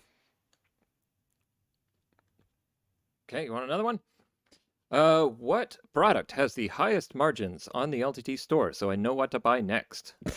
Also, will you have 4XL hoodies, t-shirts for us bigger folks in the future? Yes, we will. We are working on that. I know it's taking longer than we'd like, but we are working on it.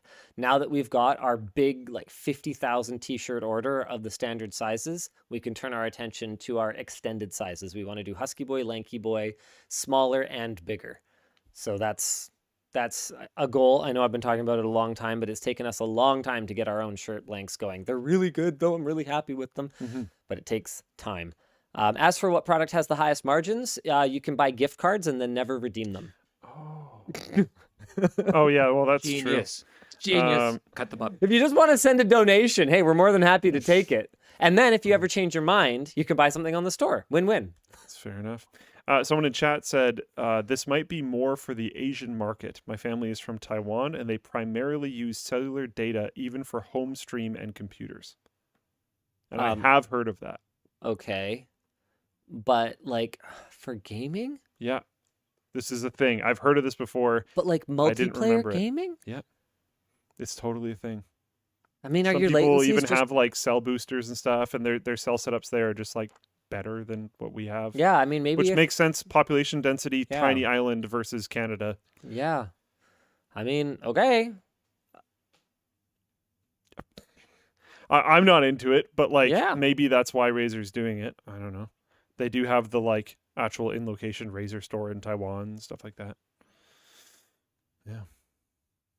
Glad you enjoyed the video, Solar Daddy. Watch the fight video. Says it's incredible, most underrated video this year. It's good. Heck yeah. By the way, there were a couple things I had intended to reply to last week. I put them in a notepad doc here. Captain said, are you going to do a 2022 update on how you guys make money? I was thinking about it. I felt like it might be a little soon, but it's changed a lot. It still feels like it's soon, even though it's changed a lot. Yeah, but it's changed a lot. Like it's really different. So I don't know. If the idea of the series is that people know how we make money, right now they don't. Fair enough. Fair enough. And then Nipless Cage said, seriously though, if you want a chance to get on the merch message list, you have to buy early, but you don't get the deals till the middle of the stream. I hate it. That's not true. It doesn't matter when you buy. You're selected based on what the producer decides to curate, and all the curated ones we do. A lot of questions that don't get curated might be really good, but we might have answered them last week. Yeah, and so you might just get a text reply and it might show up down here. So you just got to kind of watch for it. Sorry. We're doing our best with it. Or we get like 40 at the same time and I fat finger one Gotta of them. pick one of them or that. Yeah, They which is why appear. we like Yeah. merch messages so much, because then if we don't reply to it, at least you get your order in the mail. Yeah. Last one, I guess. Okay. Yeah, let's do it. This is from Bill.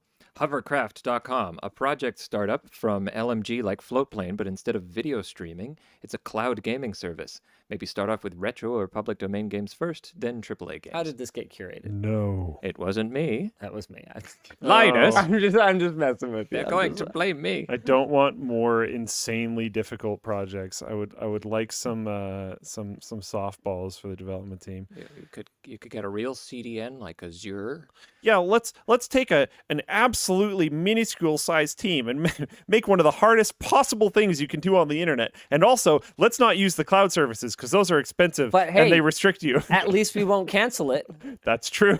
That we're still around. You cancel it when Floatplane goes under. Never. It can't sink. It's in the name. I don't know, it could flip over. Nope. You put all the CDN weight on one side. Hardware costs on the same side. Development costs on the other side. Okay, it's balanced. We're fine. Okay, there's 2 more. We might as well just do them. Anonymous asks, would you happen to know why NVIDIA is charging so much in Australia? The 4090 converts from USD to 2,400 Australian dollars, but it's actually 2,900. So it's a combination of things. It's resellers taking advantage of that Australians are used to paying more for things and taking more margin in all likelihood. Whether that's distributors, whether that's the actual retailers, I couldn't tell you, but I pretty much guarantee you there's some of that happening. And then NVIDIA is probably playing that game too.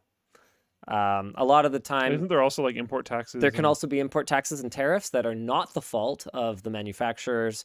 So it could be some combination of those 3 would be my best guess. I'm going to archive that now. And finally, Tyler D asks, y'all mentioned dev jobs earlier. Are you interested in newer graduates? I have over a year of dev experience and think working with you guys is a dream job. Well, it's harder than you think, for one thing. We're not like this fun all the time. We're not actually really taking any applications right now. I do have a position on the team now that is supposed to be more of a transitionary position, which is a junior position. The idea is that you come in, work as a junior. Eventually, we push you forward onto other projects, and then the next person comes into that slot. But the person filling that position is newly in that position, so this is amazing. You have to wait some time. Jake from the lab is particularly passionate about Stadia. I don't think he was in the chat while we were discussing it earlier, but he's like, as someone who tested Stadia extensively, it had the absolute, without question, best platform technology-wise. And you know what? That's a super good point, but it doesn't. It's Google, man. Yeah, the trust isn't there. Yeah, just that. It does. It sucks. It sucks they did this. They built something really cool, and then we're like, lol, forget it. I completely believe him. As far as my understanding went, the tech was fantastic. The problem is that, like the Red Dead player, 6,000 hours into Red Dead, and it's gone now. Yeah, you can't trust them with this type of stuff. Yeah, like we never at any point said Stadia was bad tech, you know? And so I get why people are so frustrated and passionate about it. It's just Google doing Google things, man. It sucks. And I think that's pretty much it for the show today. I think it's got to be. Thanks for watching. We will see you again next week. Same bad time, same bad channel. I'm going to bed. Bye. Yeah, I hear you. Oh, wait, I'm not supposed to do this, right? No. Can I do it? Because there's no thing, right? There's so then you could, yeah, I guess, but you might as well just do it through here and get used to it because that's how you're supposed to do it. Fine. Oh, I'm supposed to do it from in the here. Oh, there's an producer incoming one. Holy cats, no. you guys are still going. Mad props. Blah, blah, blah, blah, blah, I'm just going to run it. Archive. I'm going to run it. No, I archived I'm running it. Run it. Oh, God. Oh, there was one. Thanks, Adam H. Oh, yeah, because that's not how the queue works. I don't know. Yeah, so we always have to run it through here. I don't know. I figured it out. I'm sorry, Conrad. I'm just tired, okay? Okay, Luke. Okay. I'm not apologizing to you. I'm apologizing to Conrad. Yeah, nobody's sorry to you. This is all your fault. It's the compressors, isn't it? All right, good night, y'all. Bye.